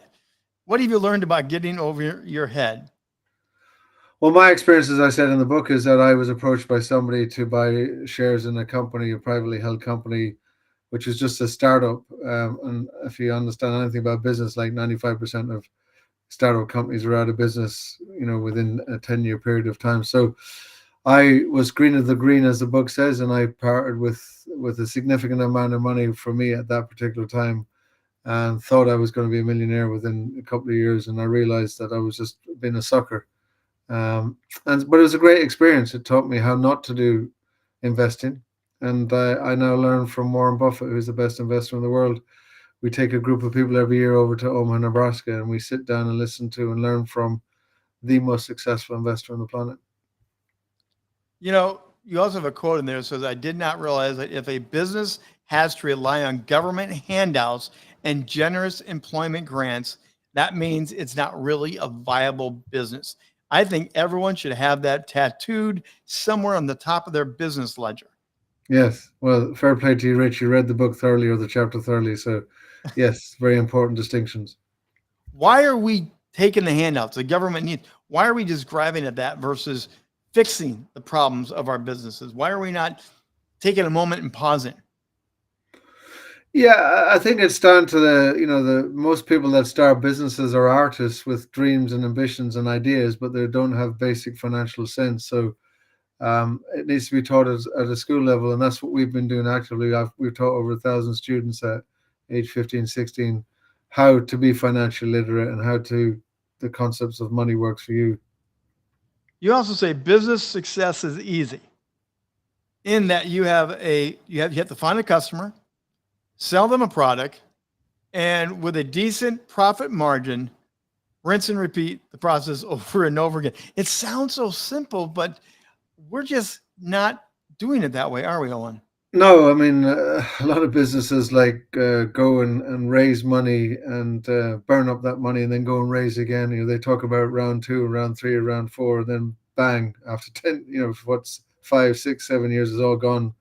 Instead of just starting from, if you look at old Sam Walton, a great example, the founder of Walmart, he started with one little mom and pop store, and when he died, his wealth went to his 3 kids, and they automatically became in the top 10 wealthiest people in the US. And he did a very clever thing from day one. He made sure that his employees took 6% of their salary and put it into shares in Walmart. And we've got people today, Rich, that are leaving Walmart after 20 years, just stacking shelves, and their shares in Walmart are worth many, many millions of dollars, simply because that concept of let your money work for you as well as you work for money. Again, Sam was a genius. When it comes to entrepreneurship and the whole financial area, what's your best your piece of advice for entrepreneurs? Because so many of us don't know. We have a business, we have a dream, but we don't know how to manage money and run the business. What's the best advice you could have? Yeah, well, let's just capture Sam's example, because Sam, if you actually study his history, he didn't take on any debt until he bought Asda, the largest supermarket chain in the UK. He ran his company debt free. So he basically made money, used the money to buy the second store, and then made money, used that surplus to buy the third store. So it's so simple. Like, you know, if you can't make one little business work, you've no business going on to the next business, and you should only go on to the next business with the money from the previous business. And that's Elon Musk for you. If you look at Elon Musk, you know, he made a shit ton of money in PayPal, and then that launched Tesla, and then that launched SpaceX, and then that launched, you know, so it's like, it's a simple thing. It's actually simple maths, as I say I wrote a book called So You Want to Be Financially Free. And I said, becoming financially free is just basic maths, and it's not even complicated maths. It's just subtraction and addition and division. That's all. If you can multiply, divide, add, and subtract, you can become financially free as long as you stick to the rules. Well, Owen, fabulous. Another great chapter in this book. Absolutely wonderful. Thanks for taking the time to join us here live. We're going around the world. In fact, now we're going to go back to the United States. We're going to go to a country in itself. We call it Texas here. And Sandra D. Robinson, my dear friend, is with me. How you doing, Sandra? I'm good. How are you? This has been fun. This has been a blast. What have you gotten out of this so far? Because not everyone's read the book in its entirety, but what have you gotten so far? Yeah, I haven't got to read the book in its entirety either. So I'm really looking forward to, I mean, even now, there are some people that sat here today and just gave some little hints as to what the chapters was about. I can't wait. And I know the entire experience. I mean, I have to make a point to say that I work with people in leadership, self-leadership, and the best example that I have seen of that is Lee Anywhere. To be able to do what he has done. At times, this has been like herding kittens into a paper bag. Okay. 22 entrepreneurial minded, creative minds going in different directions, good at some things, not good at other things, trying to get everybody on the same page. But we do have that support within, which is fantastic. But he really has led everybody in this feeling of just being safe and feeling supported and encouraging us to do so. And Kira, of course, encouraged us to go deeper than we ever would have gone, because that's just who she is. But that's what makes it really a different and very special book. You know, these chapters are not dry chapters. These are chapters that will take you. Yeah, you know that you read a couple. You're like, oh yeah, no, this is not what people would expect. No, these are really authentic. Some of them pull the mask way off, and it's really great to read it. For people that do not know who Sandra D. Robinson is, actress. She is also known as the charisma coach. She guides entrepreneurs to be uber confident and persuasive on stage, screen, and sales as well. And the title of her book, I didn't really get a title out of this, but Sandra, you really did go deep in your own personal journey about a child of age 13. Yeah. You wrote about the pain of being bullied, the impact of hurtful words, and even as an adult now, you're an actress. You've done so much. You've said in the book, it still lingers. Yeah, I think, overall, because, Lee gave good advice, and so did Kira, when they were saying, how, to think of how to write your chapter. Who is it that you feel you are most here to help? And a lot of times that whole phrase, your mess is the message. Right. So the toughest thing that I had to go through, and the reason that I have become known as the charisma coach, and I teach confidence and talk about charisma quotient and all of that, is really people have that high quotient of charisma and a magnetic factor when they are being the most authentic, when they own everything that they are. And in order to do that, I think a lot of us are held up by stuff that was given to us that doesn't belong to us when we were young, whether it was being bullied, or whether it was having a parent that didn't want you, then told you that. And, there were so many things that I decided to include in the chapter that even as I was writing it, I'm going, oh, I don't know if this is too deep. I don't know if I should do this. But in the end, I think I just want people to realize that quantum leaps can happen. But I think we have to shed the light ourselves on what is really holding us back. And when we do that, and we surround ourselves with great people like the folks that are, in this book, this is a perfect example. We can reach those levels of where we want to go so much faster. That's like that quantum leap. It can just happen. Well, and you also write in your chapter, I gave power away to the words that never belonged to me in the first place. Yeah. We often do that. Oh, I did it. We hear the no's more than the yeses, don't we? Yeah. And isn't it ironic that I ended up, my first career from age 11 was an actress. Okay, just for those that don't know the business, my booking rate was really high. I still failed at 8 out of 10 auditions. I did not book the vast majority of my auditions at all. And sometimes there would just be silence. You'd like walk out going, yeah, I nailed that. And you're on your way home going, did I nail that? 2 weeks later, like, guess I didn't nail that. So it definitely can set that expectation of failure and wondering, do I deserve to fail? Do I deserve to succeed? So it's a brutal business for me to have entered with the mindset that I had at the time. So it was sort of torturous, but at the same time, I'm glad I did. I'm glad I experienced it. You also said, I believe there was something way deep inside that fueled my success. It was evident in those moments that I found strength, sometimes for mere seconds, that changed the trajectory of my life to a path more aligned with who I was born to become. I believe this force is something every human has. So often we unknowingly deny it, and success is only in our mind. Wow. Tell us about the inner journey to know that truth. Looking back, and this again, thanks to Lee, because Lee was pressing us. There's a formula that you used for your success, a formula that you used to get over the stuff that is now allowing you to express yourself. And I went, no, I don't have a formula. I don't have a formula. And a few of us sat there and wrestled like, no, I don't. It's not like the blueprint that I give to clients when I'm helping them to get on camera. It's what did I do? And a good part of that, I think the thing that I can share today is literally what you read there, the bravery that was just seconds. It takes just a few seconds to be given an opportunity and say, yes. And you figure it out later. My first speaking engagement, I said, yes, I can do that. I can speak to all these people. Yes, I have a 90-minute keynote. Yes, I can sell people into a 3-day retreat or whatever. I didn't have any of that. So you didn't officially have a title of your chapel, but what I got out of it was soul power. You went back into the soul, the strength, and I think from reading it, you want to encourage entrepreneurs to go find that for themselves. Yeah, that means to be quiet. So the other part of my business that is nature-based, I teach self-leadership in a nature-based environment. Yeah. And that is working with horses. You had Katerina on earlier. So another fellow horse person. Isn't she fun? So there's something to be said about really just taking the time away from the rush and the craziness, whether you're in a job and you're building something on the side, or whether you're in your business completely. That rush can seem like it's constant. And then you get up, you rinse, repeat, do the same day over again. Really think that it's important to have those quiet moments where you can just kind of sit and say, I say, God, where do you want me? Where do you want me? And wait for what comes. Because then when somebody says, hey, I have this opportunity, you have those few seconds that you can change their trajectory by saying yes or saying no, but you'll know. There'll be an inner knowing, that soul power that you mentioned. Yeah. That's what I mean. It's that instant download that says yes or no. Sandra D. Robinson from the big state of Texas. Thanks for being with us today. It's been a pleasure. Go pick up the book. And again, we're going to have her go back out of the room right now.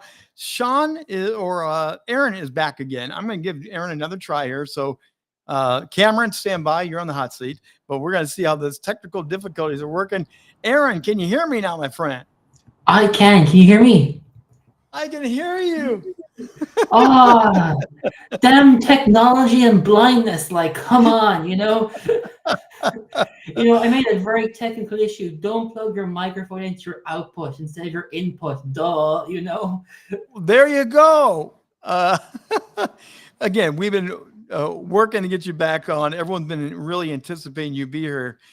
Aaron is a champion of life, making the impossible become possible. I just love saying that and knowing you are that. What makes you that way? I kind of hinted I have a visual impairment, and life throws me a challenge, as you probably experienced on this live here. I didn't have the mic set up. I could have sulked and kicked and screamed, but no, I'm turned back up here, and that's been a chapter of my life where life gives me a challenge, I figure out how to do it, and presto, the impossible becomes possible. Well, just like today, you've had a couple challenges and you haven't stopped. You keep beaming in, beaming out, you're back again. Yeah, that's it.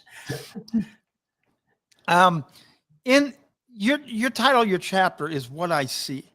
Mhm. Now, you're mostly blind, dude. Why are you writing a chapter about what I see? You know, I see a world that people don't understand, which I call the invisible world, but it's a different world. And, you know, I hear, I feel, I taste, I smell, I have this vibrational sense, and that's how I see the world.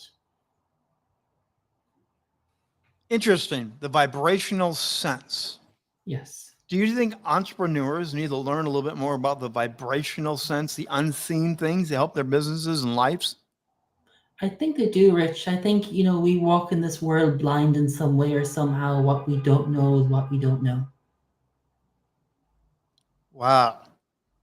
How would you describe the way you see? Because again, you got a podcast. You just wrote in a book, man. How do you see? How do you sense? What's that vibration like for you?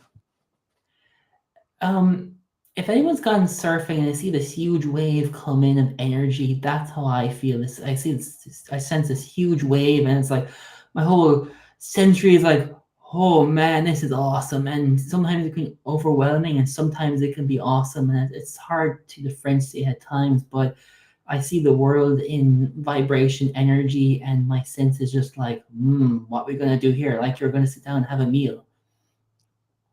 So you also have been in sports competitions and boats. Can you explain that? Because people were blown away that you're doing that. Yeah, I got a letter from the organization Ireland for the Blind saying, hey, there's a sport called rowing in 2007, and I started getting into it. And I moved from club to international level, and I went from single, double, quad, every boat you can think of. I was that one half quarterback who could play 3 different positions on the field.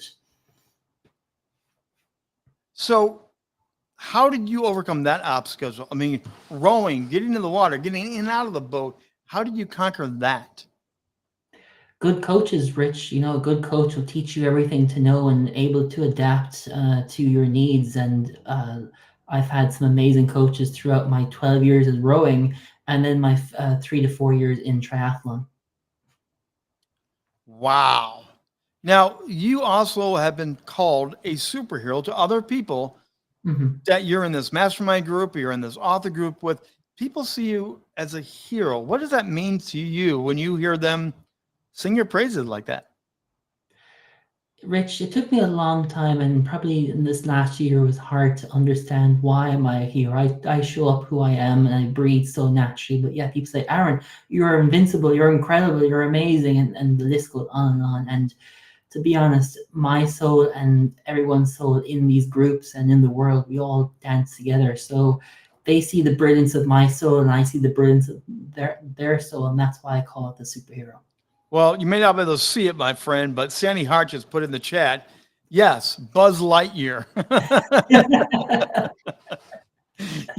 you are an action figure and an author.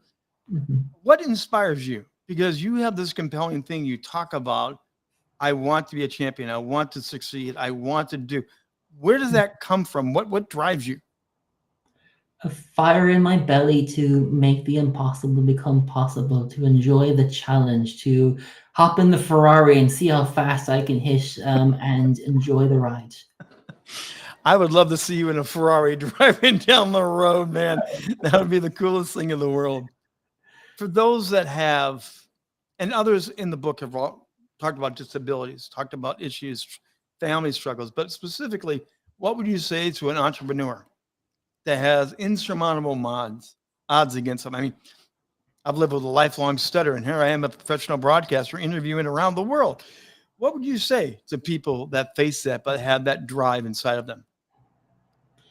First of all, find the individual or person who can keep you authentically accountable. Find the community to be able to communicate and see the brilliance as you are, because we're all here on this planet we call Earth as a superstar and a superhero, but we may not see it. So sometimes we need a Lee Tunnyware or a Joseph Maguire, whoever, to knuckle us and beat the crap out of us to show us how brilliant we are.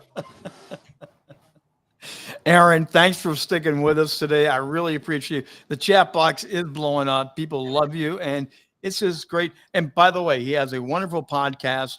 It's all about storytelling, but it's about people's real life stories like we're doing here today. So, Aaron, keep doing what you're doing, man. We love you. Thank you so much, Rich. Aaron O'Dowd, again, that was from Ireland as we go around the world. Now we're going to get back on track, coming back to Maryland once again. And it's funny because we got people in Maryland. I live in Maryland, but I don't know these people yet. So, Cameron, come on in and tell me where you're at. I live in Northeast Maryland, about 10 miles from the Delaware border. Wonderful. So, you've been sitting back, and thank you, by the way, for sliding a little time here for It's Aaron. all right. Aaron's one of my heroes too. So, what have you been getting out of all this today? As yes, it's your book. You guys have worked hard for this, but what are you getting out of this? I don't know. I mean, I'm not a professional writer. I'm an artist. Right. But everything I do is a narrative, and so maybe that's part of it. I believe there's enough space for everyone to succeed. And I want to encourage people to strive for that success. And so if sharing personal, authentic, sensitive stories shows someone else that, like, oh, you too? And, when you read this book, you're not just going to go to one chapter. Oh, you too? You're going to go to the next chapter. And you as well? Yes. It's like, wait a minute. Is it everybody going through these kinds of things? Right. And that was really the most valuable message that I gained from the book and working with these wonderful entrepreneurs, book buddy, writing partners.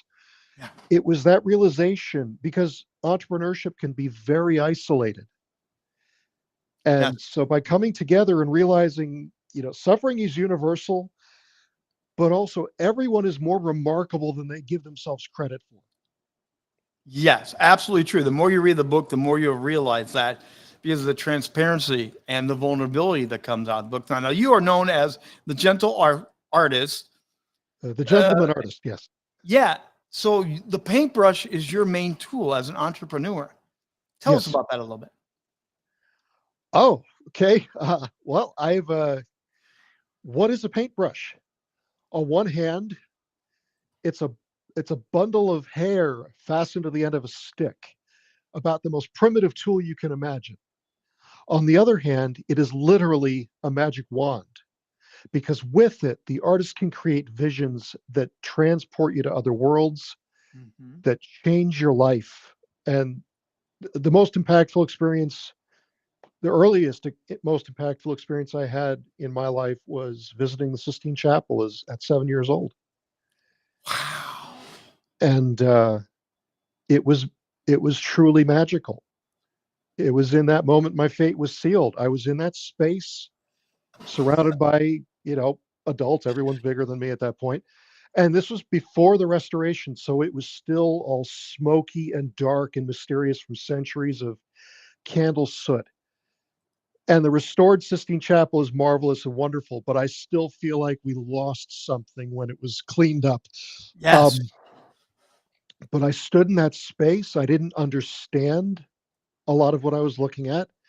Because of the darkness, it was difficult to see a lot of what I was looking at. But there was a feeling, a vibe. This was a special place, and I just wanted to stay there. I looked at that and I said, I want to do whatever this is. I want to create spaces that create these experiences. Now, you also, in your chapter, you are not as good as you think you are.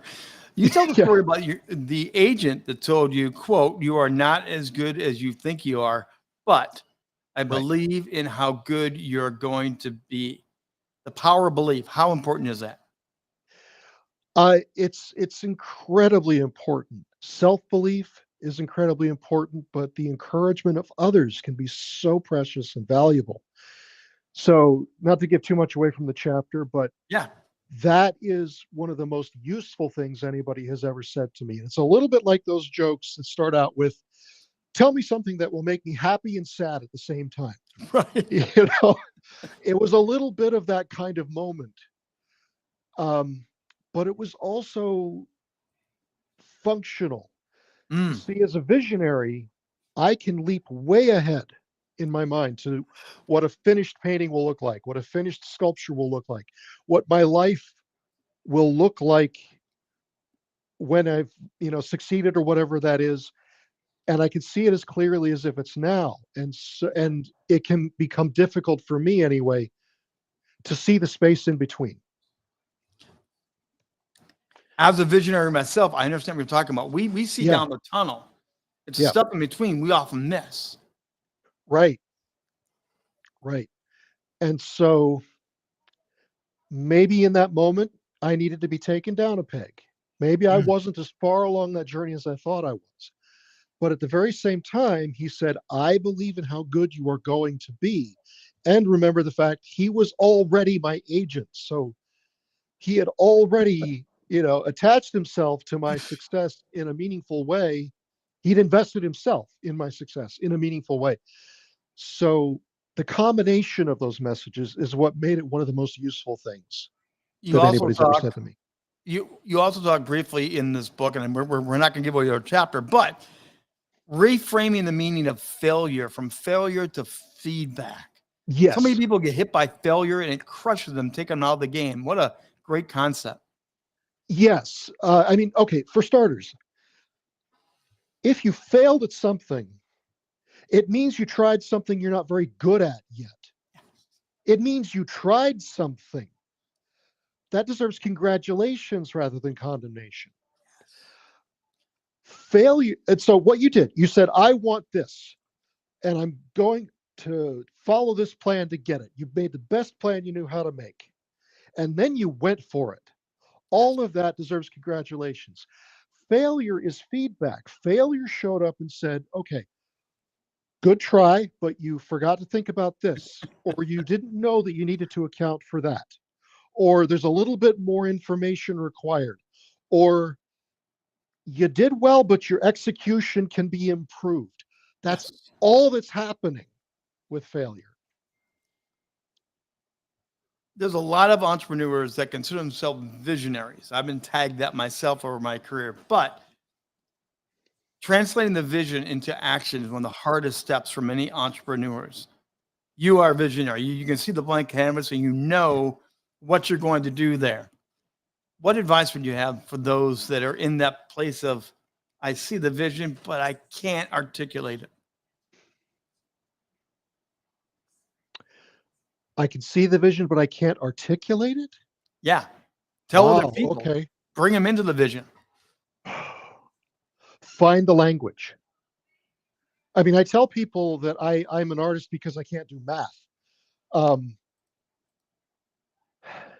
Search for the language. Here's one of the funny things about artists. I like to think is that we're groping at the edges of conceptual reality. We're feeling around in the dark, and we perceive things out there at the fringes of what people understand. A lot like Aaron, it's like being blind, and you're feeling, you're perceiving, and you go, oh, okay, there's that thing. Oh, there's this other thing over here, and they seem to connect, and I'm starting to understand something, but there's no vocabulary for it. Yes. And so we sing, we dance, we make pictures. We're doing it's like dream language. We're doing the best we can to articulate something for which there is no language. Yes. Find your language. Search for how to articulate the value of what you do. If you lay awake at night dreaming of doing that thing, if it thrills you to want to do that thing, there will be people in the world who will be thrilled to have it for the same reasons you are inspired to do it. So what you're looking for is the vocabulary of your tribe, of that group of people. Cameron, that's a home run right there. Thank you very much. Was doing this book, being a part of this, fun for you? Sure, because it pushed you. It pushed me, and I think everybody got pushed by it. We all wear masks, right? Yeah. And especially as entrepreneurs, especially as professionals, there's the person and there's the persona. And so most of us started out in teacher mode. It's like, here's the lessons I've learned as an entrepreneur. Now go do that. And Kira and Lee kept pushing us like, no, that's not what we're doing here. That's not what this is. Tell your authentic story. And that's really frightening. Yes. It's like, what if people know these things about me? And it was like, yeah, that's the point. Because what we want them to know, this is why I really got invested in that part of it. Yeah. If me sharing something that may feel embarrassing to me shows someone else who's on the verge of success, whose life could be changed in an instant, that they're not alone, their experience is unique to them, but it's not thoroughly unique. Yeah. And if they read and go, oh, wow, it's them too. Yeah. And they're where they are, maybe I can make it too. That's why I did this. That's what I really want. That's why I went all in with the emotional revelations and things that I haven't even told family members. Well, Cameron, thanks for taking the time to do it. Thanks for putting it all in there. It's a great read. Yeah. Congratulations on your book launch tonight. Thank you. Thank you, sir. Back to Ireland we go now, and Anna is going to jump in and join us. And how you doing this afternoon, this evening? What time is it there in Ireland? I'm good. It's 10:20.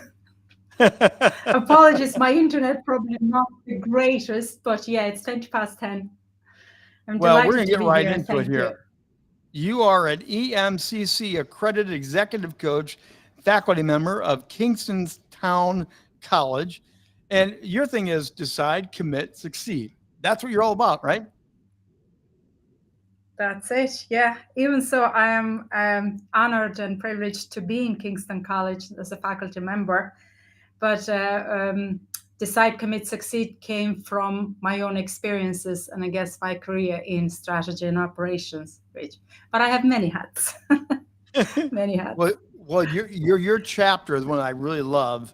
It's the passion-driven entrepreneur. I love passion. I love entrepreneurs that ooze out their dreams. Tell us about why you wrote this chapter. It's my internet, I think. Oh. Your question. Can you hear me? Yeah. Yep. I'm able to hear you. Tell us about why you wrote this chapter.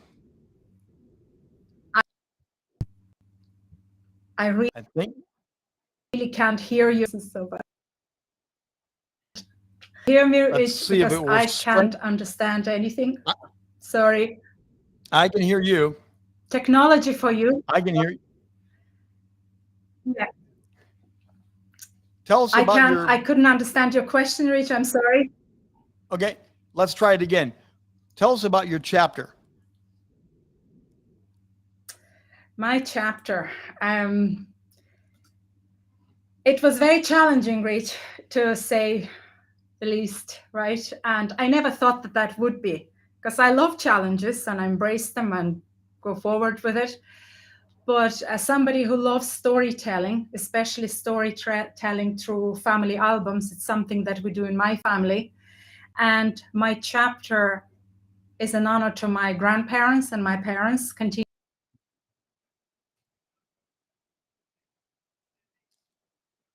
Hang on, everybody. We're going to see if she comes back. She's frozen in mid-sentence right now. Seems like Ireland's been our one sticky spot. Beautiful country, great people, lovely. But it seems like the technical bugs have been popping up in Ireland. So what I'm going to do right now is beam her off stage, and we will continue on here. And we are going to go back. And coming up next is going to be, back to Canada we go. Dr. Anna Lee is going to be joining us. Anna Lee, how are you doing tonight? I'm great. Thank you. So thank you so much for what you're doing. An amazing work you do, just reading everything and highlighting everyone. Wow. I'm very impressed. Well, thank you. And again, you're the president and CEO of the International Metaphysical Academy. You're helping people find contentment, inner freedom, inner freedom and the enjoyment of life. How fulfilling is that for you to do that work? I actually was wondering what kind of questions you would ask me, being a pastor yourself and having been in the metaphysical field or spiritual field for many, many years. I actually just wrote this based on the most frequent feedback that I got from people. So obviously we learn a lot, we change as we're doing the academy and learn more about spirituality and what this life is all about, what this universe is all about, and why we're here in the first place and why everything is so nutty and crazy and how to deal with it. It is something that I was called to do, I agreed to do, and I know that sounds a little goofy maybe for some people, but I was agreeing to do this kind of work and establishing the academy before I came here, before I was born. And I just recently learned that I have fulfilled this agreement or task or contract.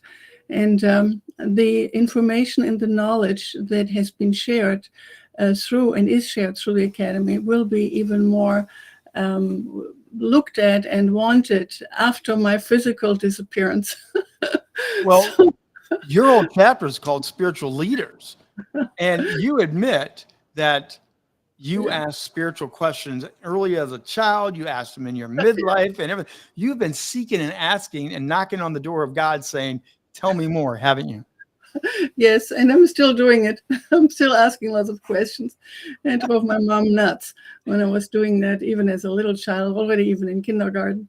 But I think that's important for us to ask questions and not just live our life without thinking, without observation, and without establishing some goals for us regarding our real purpose here. And many live their purpose through their business. And one of the things which I noticed with our group, or really all of the people in the ECI group, and maybe for listeners who don't know what that is, it's called for Entrepreneurs Community International. And it's a global group that was started by Lee Tanaware, as many know. And one of the things I noticed is that so many of these people and of us are including in their mission statements, in their work, what they want to do in their life as a contribution. So many people use now spiritual terms like things that are relating to mindfulness, to caring, to love, to authenticity, to giving, to sharing, to supporting. Now, these are all spiritual concepts, and there is this huge awakening happening worldwide. Just yesterday, I talked with one of the ECI members, a very successful business person, and she said, you know, a year ago, I would have never wanted to meet with you because I don't know what the heck you're about and what you do, because she's very much into left brain business enterprise.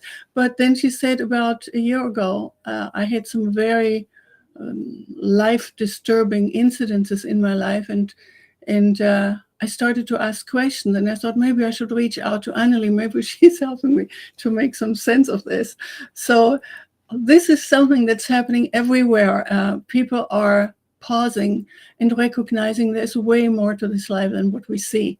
And you know, I have the privilege as a therapist and coach and facilitator to share with people what I know and assist them in their journey. And I don't know anything that is more so fulfilling for myself and vital for our survival. Well, and I love when you put in your chapter, because the business world, the business and spiritual for a long time was kept separate. Mm-hmm. And there is a hunger. It seems like people are coming back together to blend them back together. But you put in there, you talked about the unanswered prayers. You would pray and seek guidance. It was silence. And it was also, your mother wasn't exactly the best coach and encourager in your younger life. So you had unanswered prayers. You had silence from God and a negative mother. But you continued to seek and look for it. What did that do for you? How did that help you as an entrepreneur, as a global leader? How did that framing of negativity and silence help you move on? Well, we need to recognize that evil does exist. And there are many people who say, oh, I just live in love and light and everything is just fine and there's nothing else. And looking back at my life, I had such a privileged life, and all the pains and the disappointments and the harassment and misrepresentation and you name it. You had it. I had them all. They were all part of my learning. And looking back, my God, they were part of my strengths today and my resilience. And so one of the things we learn is that the kind of challenges we have, I look at everyone in this group, particularly, for example, Aaron, or when anyone hears Lee's story, and I know a little bit about you and the enormous health issues you went through and survived. There is something about that is so transformational if we want it. It's a choice that we have to either fall into victimhood or to say, what is going on? What is more about this? What is it that I can learn here? What is this strange thing about this life here? And where am I heading? And there is this part of us that many refer to as a soul memory or soul yearning. And that often helps us, or is a start at least, to go deeper into who we are and our very existence. And I'm just very happy that I am who I am or have become. So really quickly before I let you go, I know you write prolifically. But this is a different writing. This is a bit different book. Yeah. What was it like for you to dive into your own story and put it out there for other people in this particular format? Well, to tell you the truth, and obviously I tell you the truth, it wasn't difficult. I'm a therapist. I have done my review of my life 1,000 times. But what did work for me is that I realized that I didn't have a boring life. I always thought I did. And I just realized, my God, the level of the depth and the experiences and the travel and the people, my connections all over the world, they're phenomenal. I didn't know. And I also realized my strengths. I didn't really realize and have the level of ownership of who I am today before I wrote this chapter in my book. So it really has strengthened me in a way that I feel more on my own authority. And that's a great gift. And I want to thank Lee for starting this crazy journey. Annalie, it's always a pleasure to see you. Great. Congratulations on another book being published, more writing out there for you. Thanks again for being with us here tonight. Thanks. So I see we got Anna back. We're going to take a brief jump off the planned agenda for a moment here. We're going to see if Anna can get back in. And can you hear me any better, Anna?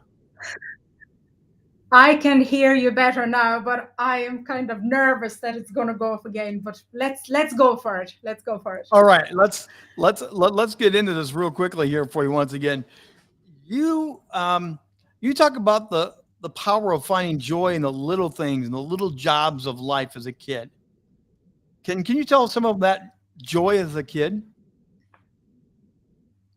Power of Rich? Power of? The power of joy as a child. Power of joy. Yeah. I am very lucky. Yes, I can say that I was exposed to many different things. And maybe because of that, I love diversity so much. And that reflected through all my work, through all my career. And since, say, very early age, I spent quite a bit of time with my grandparents.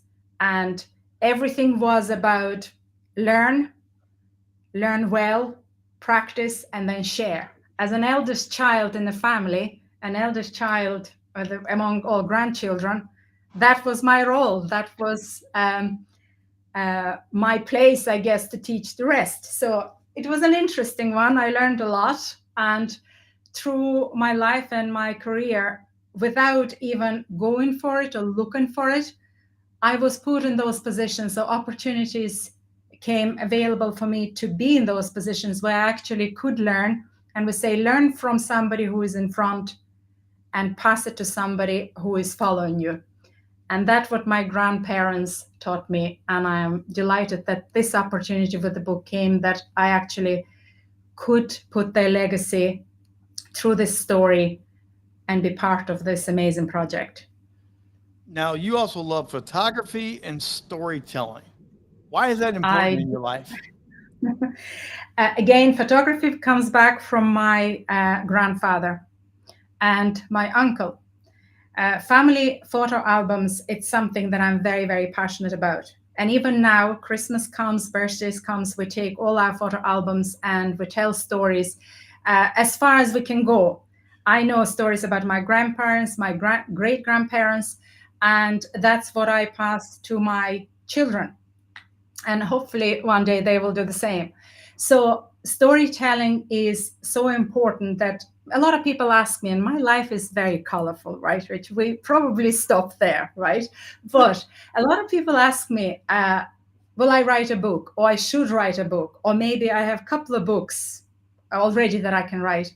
Always wanted to, but when this opportunity came, I said, yeah, I absolutely anticipated the challenge. It wasn't the storytelling through photo albums, definitely wasn't. But one thing I'd say, and I'm going to come back to the community and how important that was. Firstly, meeting Lee Tuniware from his Codebreaker. That's where my journey started. And that led me to a very dynamic ECI community. And from that on, this project come along. So it was no brainer. I had to be in, right?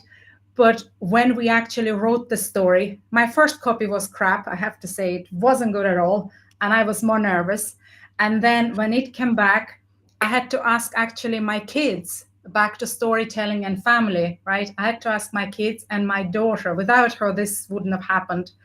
And she's very much into books and writing. So I asked her help, as I got help from every member of this community.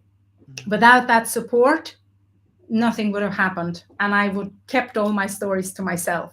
So delighted that we're through with it. I can't wait to get the copy, right?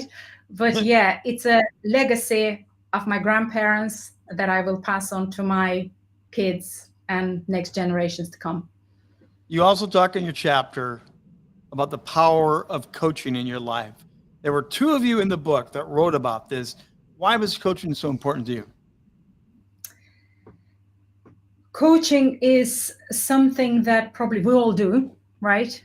But in a sense that coaching helped me during COVID or after COVID, things have changed. Yeah. Things have changed in the whole world, in everybody's life. And most of us were very, very busy. We didn't have time to reflect, to think about something new. But now we had actually time. And would you believe I started gardening? I started doing all sorts of things that I always thought I don't have time for.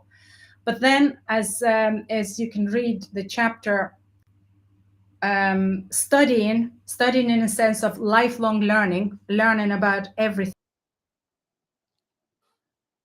And again, there's so much to get out of your chapter. I'm glad we finally got the internet fixed. The challenging part of my life. Thanks for being with us here today.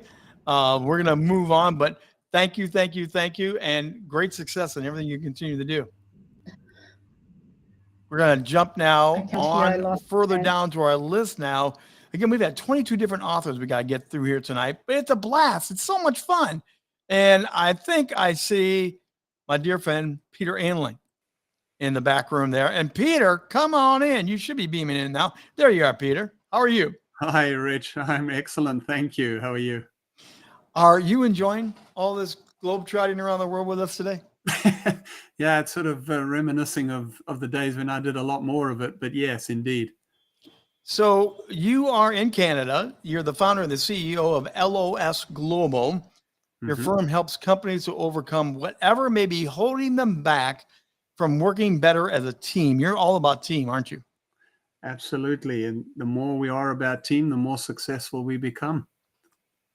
So when you got involved with this book, and you've known some of the other characters and writers of this for a long time, what did it mean for you to particularly write this book now and with these people?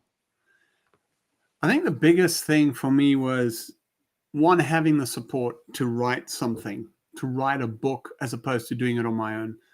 The other thing was that coming to a juncture in life where you stop and reflect, I've arrived at this point in life, and reflecting back everything that I've been through, everything that I've done is actually what's brought me to this point. And we're not looking at it from a negative point of view. We're looking at all the things that we've actually accomplished, that we've overcome, the challenges, whatever it is, because that's what's shaped us to become who we are. So there are no thread of entrepreneur spirit in either me or my family lines. So how did you get here? Yeah, I'm asking myself that question. That's a good question. I mean, I think there was a drive in me that maybe wasn't in anybody else in the family, that at least that I found and in my family's lines. I wanted something more than just running that run of the mill, get a job kind of thing. There was something for me, freedom and being able to make an impact in the world spoke to a much greater desire to do something that was different. I think that's what drove it. Now, you talk about being bullied. Several of the other authors talked about this as well, being labeled different. And you said also then it made great material for entrepreneur training. So I love the tongue in cheek that you did with your writing. So take us there, because many of the others spoke of the same thing.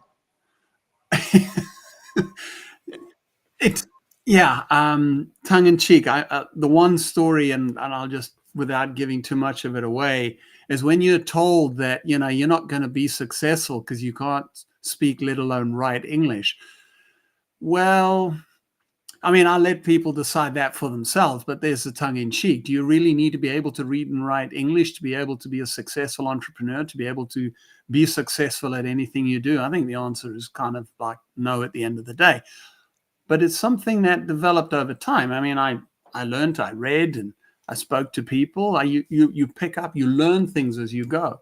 So, I mean, those who think my English is great and all of that, I applaud you. Thank you very much. I'm grateful for that. English isn't my first language, but we won't, I'll let you figure that one out. Now, you also, the next adventure, finding a job in South Africa, was part of your journey in life.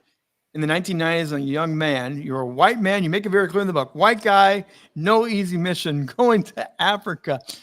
What was that like to be trying to find your path, find a career, but be in a foreign land? Well, let me just correct something slightly there. It wasn't a foreign land. I was born in South Africa. Oh, that's right. So I grew up in it. But it was at the time that I was looking for a job. I'd given a lot of my dreams that I'd had when I was a bit younger sort of had been pushed aside. And it was, well, I have to go and get a job. I mean, that's what everybody did. You finish your university degree, go and get a job. You got to make some money.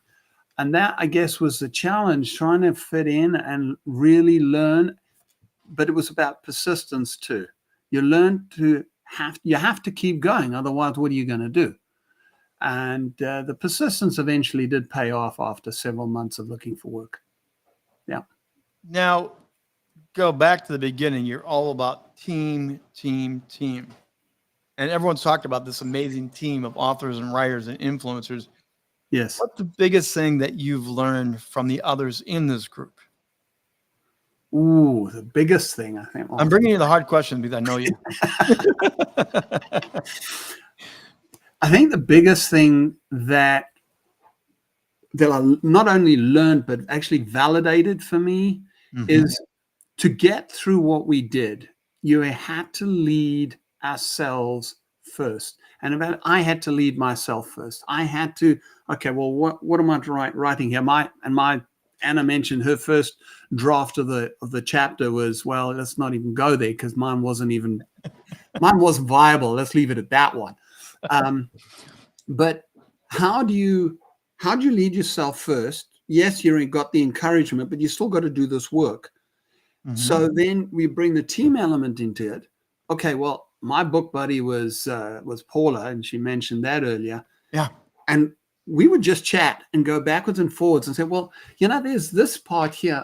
Yeah, but there's that part of my life. And how am I going to do that? And that team aspect of having somebody there, because we then interacted with some of the other authors in various groups to try and flush out what we were doing. Yeah. So when you try and do something on your own, it kind of been daunting. I mean, yes, there's people who write books on their own, and great, and I'm not knocking that. But I'm not a writer. I mean, I told you earlier on my English was, well, anything but. Anyway, so I'm not a writer. When you've got a team of people that are there, that have got your back, that are rooting for you, that want to be supportive, that give you feedback, get ideas, we throw things around, we share ideas. Oh, yeah, that's great. I can use that. Oh, yeah, actually, that's a good point. I could write about that. I could add that to the, how do I develop my own story? And when you can do that as a team, as a collective, well, I mean, I think the book speaks for itself. You know, we've heard different stories of entrepreneurial journeys, the highs, the lows, the good, the bad. And I haven't asked this question yet of anyway, but is it fun to be an entrepreneur, setting your own course, doing it your way? Or is that one of those things that also is a pain in the backside? Well, let's go to Frank Sinatra for a moment, shall we? I did it my way, baby.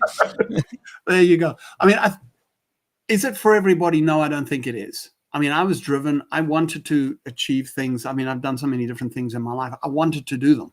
So entrepreneurship, well, having nobody in my family who was an entrepreneur wasn't the issue. I, believe it or not, I only realized that when I started writing this chapter, and I looked through it and I went, oh, okay, well, I'm plotting my own course.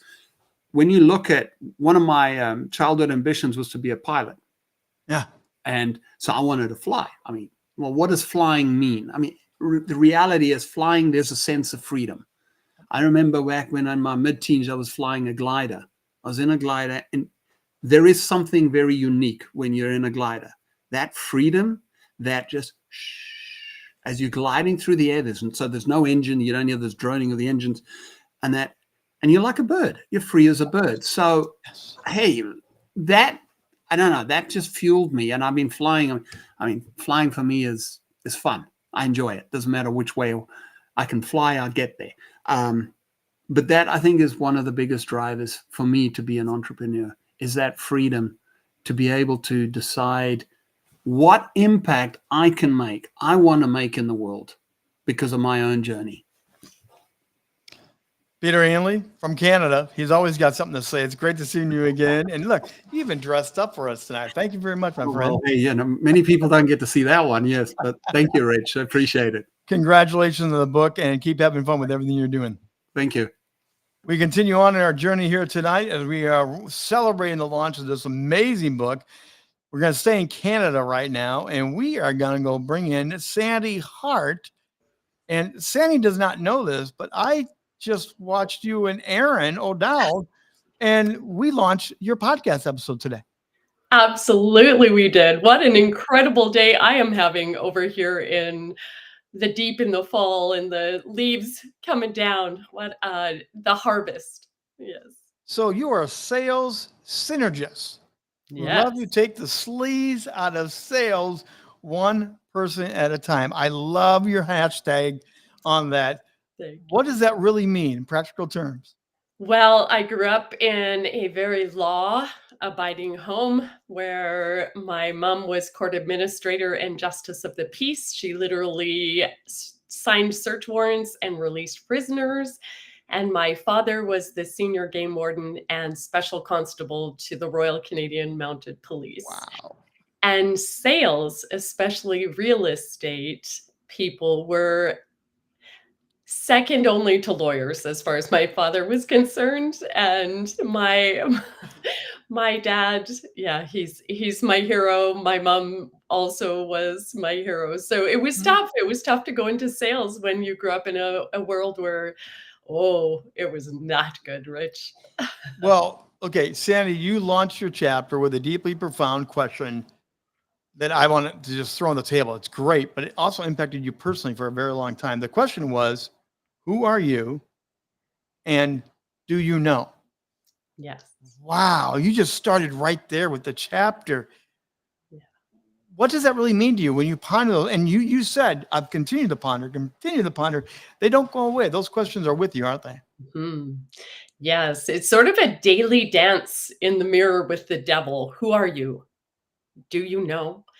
Because we're so inundated with outside energies that I think we struggle to stand in our authenticity and our autonomy of who are you and how are you showing up as you? How are you impacting the world and how are you making the world a better place today versus the day doing you and just getting through it. And I think sadly a lot of people get through the day rather than rock the day. Yeah. You also wrote in your chapter, you wrote of discipline and then hard knocks learning from your family. Today, that is often frowned upon, the way there was a strong disciplinary family. And I love the way you wrote about it very clearly, but yet it helped shape you. What would you say to people listening to that today? Because it was an authoritative led family, right? Very. Yes, it was. You lie, you die was the mantra in my house. And my parents were also very loving. So they had an equilibrium of love and discipline. But because I had listened to a lot of outside voices, I questioned myself whether it was discipline, and yeah. But to grow up with an integrity so ingrained and to be able to answer the question, who are you? Do you know? And writing this chapter, Rich, actually brought clarity beyond anything that I had before writing. And the tears in the recognition of those values. And to me, as a sales synergist, yes, your values really do create your value in the marketplace. So in today's world, the discipline that you and I grew up, the discipline that you just described in your book, is completely frowned upon. And yet both those, I think, would say, I didn't like it at the time, but it saved me a lot of other pain in life later on. Yeah. Do you think that's a lesson we should be talking about? We should be discussing some of that? I definitely think we should be discussing it because I think the pendulum went a little far on the other side. Yeah. And so having that discipline, and I mean, I know in some ways I dropped the ball with my 3 sons in overcompensating and doing too much for them because of how much I did as a child. And then later on, they're like, what do you mean we have to do it? And I was like, uh-oh. And now watching my oldest son parent and they've brought it back to that. And it's sort of that generational, part of, skips a generation that comes back and watching it all. It's fascinating. You did write about, again, these go back to some of your upbringing, but they also definitely lay into the business side of entrepreneurship, integrity, service, excellence. You learned those the hard ways, but you said those are the values that now drive me. They are absolutely. And I now know why those are my 3 core values. And I know exactly where I get them. And I'm more grateful than I've ever been. And I've always been grateful to my parents. I have fantastic parents. They're very, they were pillars and incredible humans. But now I really recognize all of the harshness and all of the pushing me to be more and to do more and to take on more. And I really, it's amazing. I love how you put this part of the book. Sales and honor don't always go together. Right. But you found a way to blend. You've taken those attributes that we just talked about and you brought it into sales. What's your secret sauce? How have you managed to do the icky, but do it well? Oh, I absolutely love sales. And I especially love being in a room where sales has a terrible reputation. It's absolutely true. Real estate, especially. And I'm blessed 29 years in active real estate, but I also I do a lot outside of real estate. And sales with integrity is about the other person. It's about synergy. It's about if what I have makes your life exponentially better and we come together, then that is synergy. That is where the sum of two is greater than that of its parts and becomes something to make the world a better place. And so I really describe sales as the bridge between where your ideal client is and their promised land. And rather than be the troll under the bridge who's fee fi fo fum, how dare you, you are the guide and you are also the person who built the bridge. And therefore you are the value of the journey to the promised land. And to take the you out of it and recognize your journey is the value that you are bringing, there is no ick whatsoever. It is, you want to invest in your future, I have a solution for you, and it's win-win or walk away is my absolute mantra.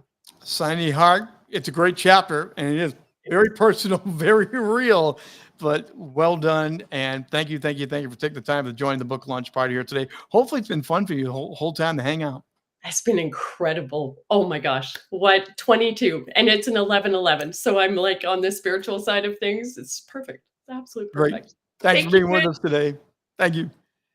All right, we are coming down. We are moving fast. You can't believe how fast this is all going along. We're going to go back to the big state of Texas now, and Daniel Hammond is going to beam in and join us. Daniel, great to see you. How are you doing? I'm doing fantastic. How are you? Just really enjoying hearing all of my partners' stories and all of the wisdom they've been sharing. Now, again, the assignment was write it. You wrote a lot of it alone, but you did have some partner collaboration.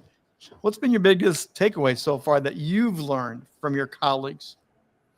Yeah, so this is definitely my most interactive book, and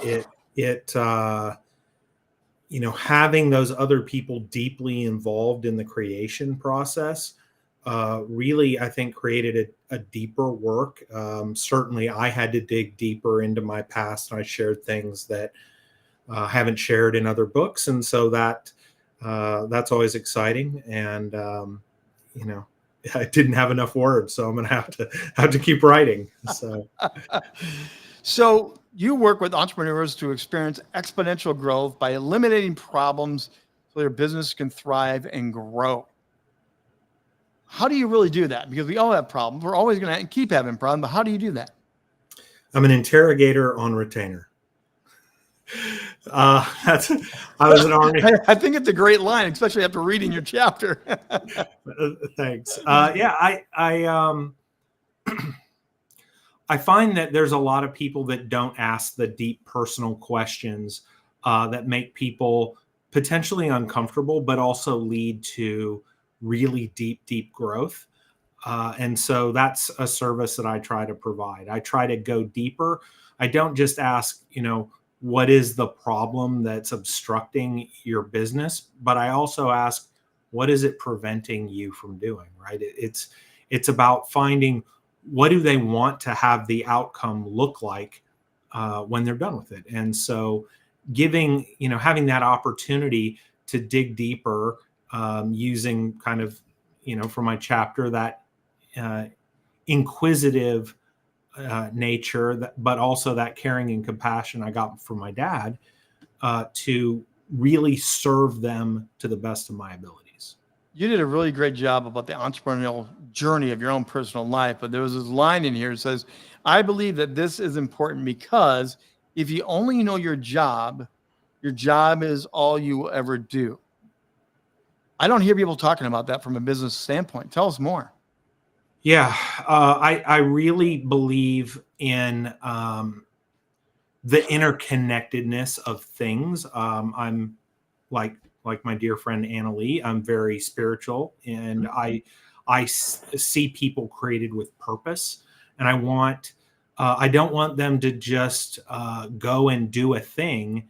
I want them to dig deeper, find that purpose, but sometimes you got to do things to pay the bills. And while you're there, why not learn as much as you can? And to do that, you need to learn, well, how does the role that I do serve the other people around me? What is the best outcome that we can achieve together? And what is my contribution to that? What does my boss need to be successful so that I can start lining up that as well to be a better employee? And that's really, I want to keep learning and expanding wherever I go. And often it leads to me being like the one person on the team that can answer the questions like, who does this in this organization? I'm like, oh yeah, I know who that person is.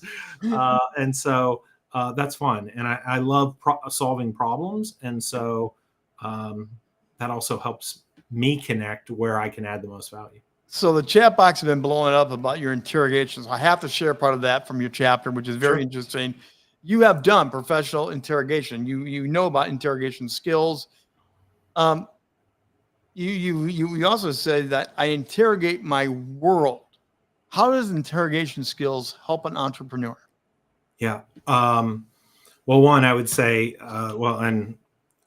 all credit to my first writing partner, Dr. Ted Anders. The first thing that got me into writing was coming across my partner system called customer-driven leadership. And it's really about asking your customers, what's the one thing that I can do for you that if I successfully achieve this, you would never look for anybody else that does what I do, right? How can I be such a critical and valued part of your success that you're the only person I ever want to work with in this space?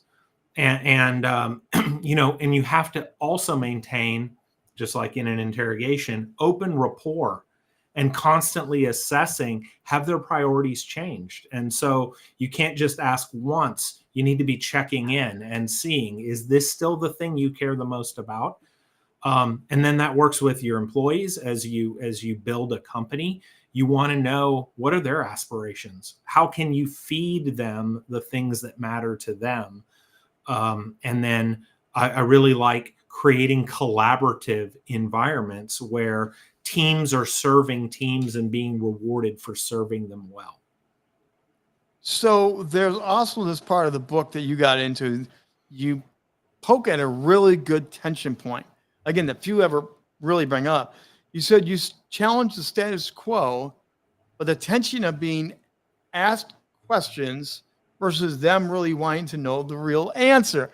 We do that, don't we? We ask questions, but we don't really want to hear the truth. Yeah. Sometimes I say, I'm the person that will tell you your baby is ugly if hearing your baby is ugly is what you need to hear, right? And I don't run around just going, hey, that's an ugly baby. That's an ugly baby. But, some people, and let me change that. Let me make it personal, right? Yeah. I built my company to scale in a way that I knew it would be successful, but I wasn't able to achieve some of the things I needed to fuel that engine of success. Gotcha. And so I needed somebody to come in and kick me around gently, of course, but we don't torture and interrogation. It's all compliant stuff. No waterboarding here. That's right. Yeah, actually, some of the people I interrogated cried when I left. I mean, it's about building deep relationships.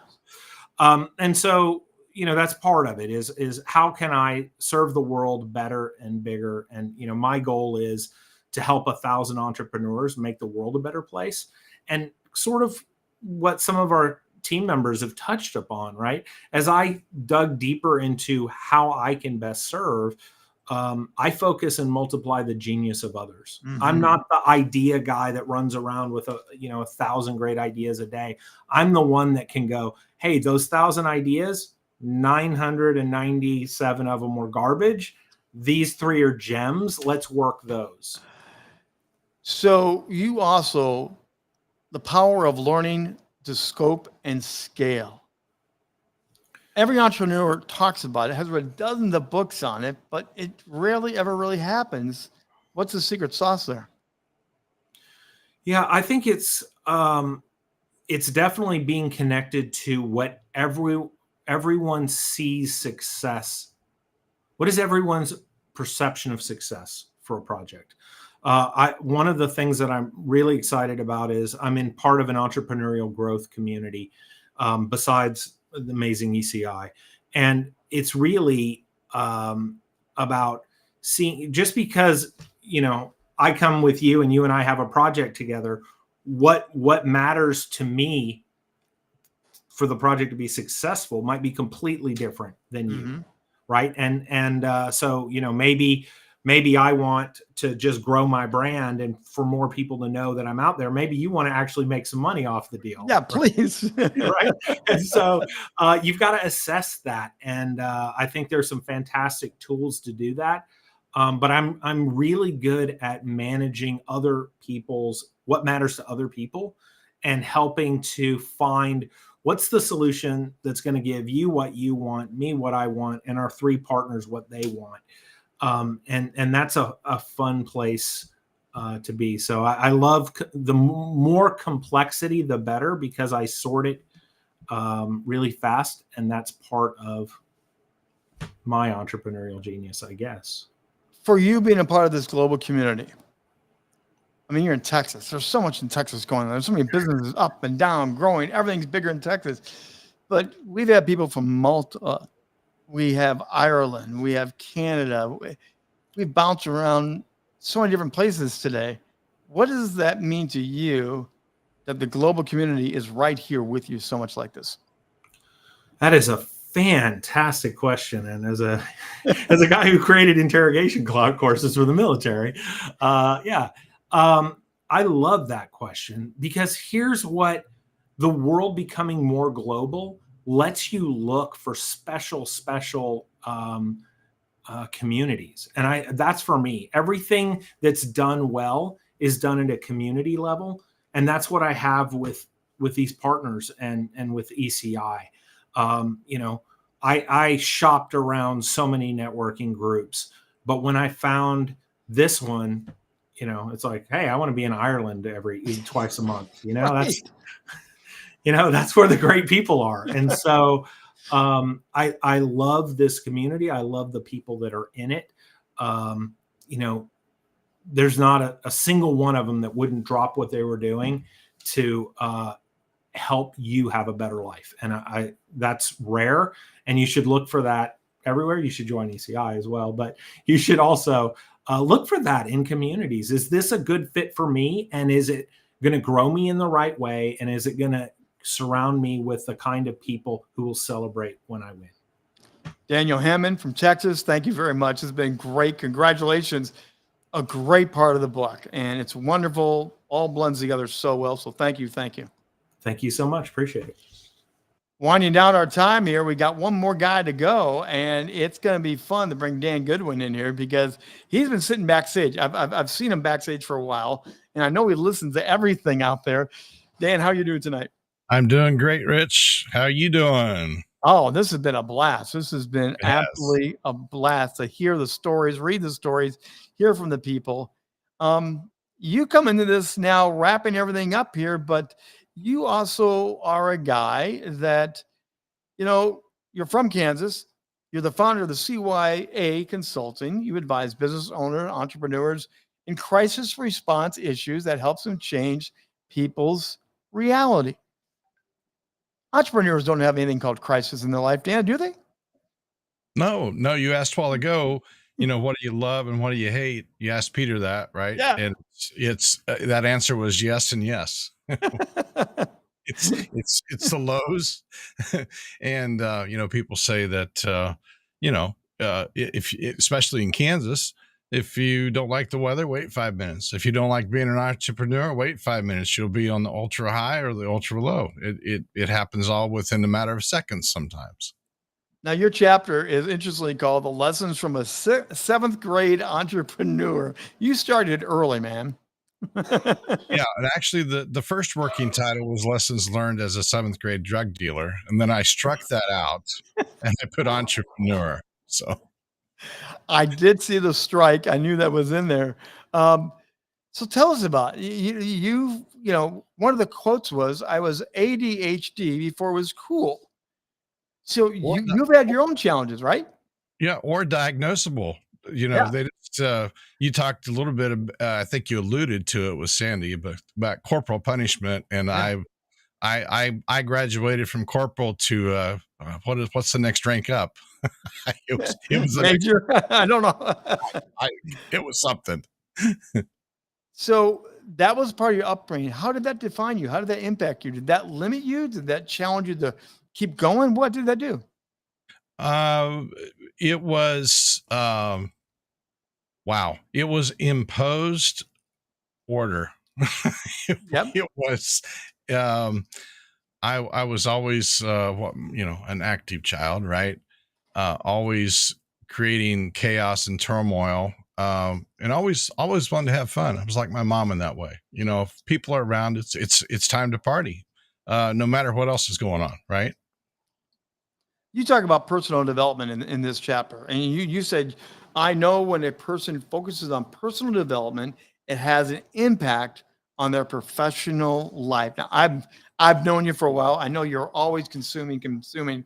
Why is this so important? Wow. So the journey of personal development can almost always, not always, but almost always certainly make your life better, especially as you grow up and you're starting to get into business or open a business or be an employee. The personal development journey for me is one of consuming, of reading a lot, and then when I got into the corporate life, we had some opportunities, and I was very early in my life, in my my early 20s, right when the 7 Habits book came out by Stephen Covey. Yeah, fabulous. And all of a sudden something clicked. At least in my corporate experience, something clicked to say, this is the structure that I wish or I should have had, in the mid-teens, to kind of help me wrap my head around what do I want to do when I grow up. And Sandy mentioned a while ago, who are you today, right? So it's like, what do you want to be when you grow up? And I ask myself in the mirror every day, what do you want to be today, Dan, when you grow up? And I haven't quite figured out that question yet, the answer. So again, in working with people, you know how important it is to identify values. Several other authors, writers have talked about it throughout the book, but you kind of put a pin into it. The power of values is your compass to help you keep going. Yeah. So the 3 things I work through with my consulting clients is values, vision, and velocity. And the values piece, a lot of business owners and entrepreneurs, they want to focus on the vision, right? Mm-hmm. And we always revisit the values, and true personal values especially won't probably change that much until you work through the personal development things, and then there may be some changes. The driver there is those values undergird the vision. And typically when like 2 partners, if they have a disagreement, it's most of the time it goes to an underlying value. And then the 3rd V is velocity, and that's simply how fast do you want to get there, what are the resources, all of those types of things. Now, again, I just love your chapter. There's so much in it, but you also go back to the adversity stuff. But you also talk about adversity comes with opportunity. But the question you asked, and I think it's great, what are you going to do about it? Right. So when you identify this as an adversity, that is, as our good friend Lee Tunney-Ware would say, that's probably based or focused on some past event. Mm-hmm. At some point, you cut that and you go to the present. Yes. And then from the present, you work towards, what do I want this to look like in the future? So what am I going to do in this moment to actually solve this? And when I have clients come to me sometimes, I will sometimes ask that clarifying question, are you wanting support, empathy, or a solution? Because that will actually help me help them because I'm a good listener. I can listen, and I have this ability to really see down in the future, two or three places down in the future that could help them, only if they're willing to put the action into it. Okay, that's the sticky point. Why don't we ask the question that you asked here? Why don't we ask the big question, what am I going to do about it? And then go to action with it. We'll ask the question, but often we just sit and wait for it magically to disappear. Well, you probably know some like this in your life, that they're not happy unless they're complaining, because they receive negative affirmation. That's it's a new term, negative affirmation. Yeah, right? new term. That triggers the adrenaline and the cortisol dumps, and they receive attention. So if that's the only way you know how to receive attention or perceived affection, because you're sharing a trauma, we have a shared trauma, then you're stuck there. There's no way to move forward if you're always pulling back to the past event. As an entrepreneur yourself, the world is rapidly changing. AI and so much is going on right now. We have this global expansion. We're more connected than ever before. What do you see as some of the challenges of entrepreneurship for those that are wanting to jump in and join us? Wow, ask great questions. Use your critical thinking skills. That's really where my interrogation investigative training comes in, is to challenge people to not accept any programming that are thrust upon them by friends, family, mainstream media, church, social groups, whatever you allow into your life, that you still have enough self-awareness that you will absolutely question everything. Question everything. And when the hard knocks, as the book is called, when the hard knocks come, what's your answer to that, Dan? Take a step back. What I do now, this is present day Dan, not young, immature Dan. So instead of looking for others to blame, say, how did I get here? We all have adversity. We all have situations thrown at us that we are not responsible for. The only thing we're responsible for is how do we handle that? We learn, people come into your life for a reason, a season, or a lesson. And I'm at this point in my life, I don't need any more lessons. I just want to move forward. But I also have to take accountability. What have I done or not done that has created the current issue at hand? And then, Dan, I'm going to ask you your favorite question. You pose it to everybody else I've ever seen you talk to. What's your superpower? My superpower is to be able to look people in the eye, down into their soul. People want to be seen, heard, and validated. And I've said in enough investigative interviews that when people had to meet with me at that level of an investigation, if they're the subject or a witness, this may be their first opportunity to tell their side of the story without judgment, no matter how bad the situation was. And I am there to validate them as a human being, to listen to their story, and to validate not the act that happened, but to validate and say, I understand. I'm not sure that I wouldn't have done anything different if I was where you were, if these seats were switched. Dan Goodwin, we're winding down the book party, the celebration of an amazing compilation. Have you had fun today?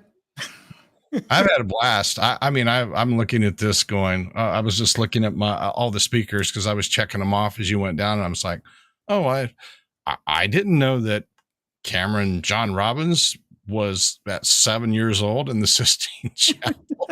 I didn't know that, right?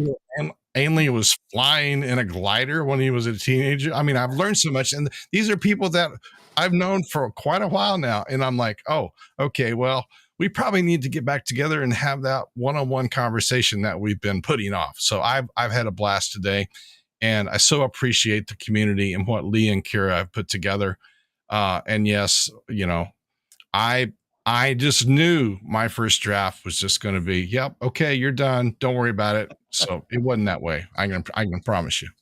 Thank you, Dan Goodwin. It's been a pleasure as we wind this thing down. Now, I'm going to surprise somebody here real quickly because I see Kira is backstage. Now, she was the editor of this. You were the one, Kira, that worked the herd all the cats that we heard earlier. Real quickly, here we are. See? You've been listening and watching even with the lights out. Here it is. We're at the finish line of the book launch party. What do you think? Such an experience. Just imagine putting 22 strangers together over a 10-month period and telling them that they're going to write a book that's going to be published. They're not going to read each other's chapters and just go for it. What could go wrong, right? Well, congratulations to you and Lee for putting the challenge out to your community to collaborate together and do this marathon thing. Again, it's transparency, it's personal, it's real. You did a great job of coaching them along to inspire them to do it. So congratulations. They were amazing. To see the depth of all of their stories has been fantastic, and I can't wait for everybody to read the book. That's Kira. She was the one that got this whole thing going with Lee Tunnyware, and the comments and the chimes are still coming out. And I do want to share the book leaks since we're on American time right now. We were trying to do this and roll things out. Hit the QR code. You want to get this book. It was released today. This is the first time it's public. I didn't get my full final virgin copy till several hours before book launch time. And so skimming, reading, highlighting, it was a blast to go through that. You want to order the book and learn more about ECI. By the way, we do want to thank them. ECI has redefined the entrepreneur's journey as a first of its kind global entrepreneur community that brings together entrepreneurs locally, nationally, and internationally, as you've seen here tonight, for collective success. They're sharing the wisdom and insights. They're upscaling one another and offering support and referrals among authentic, committed business professionals. And this is the transformative network. They're all being transformed as they work with everybody else. And they're showcasing the true power of collaboration. You've seen here today, as you've heard all this through, they're reshaping the future of entrepreneurs for success, the hard work, and the success of this book will only amplify it more and more.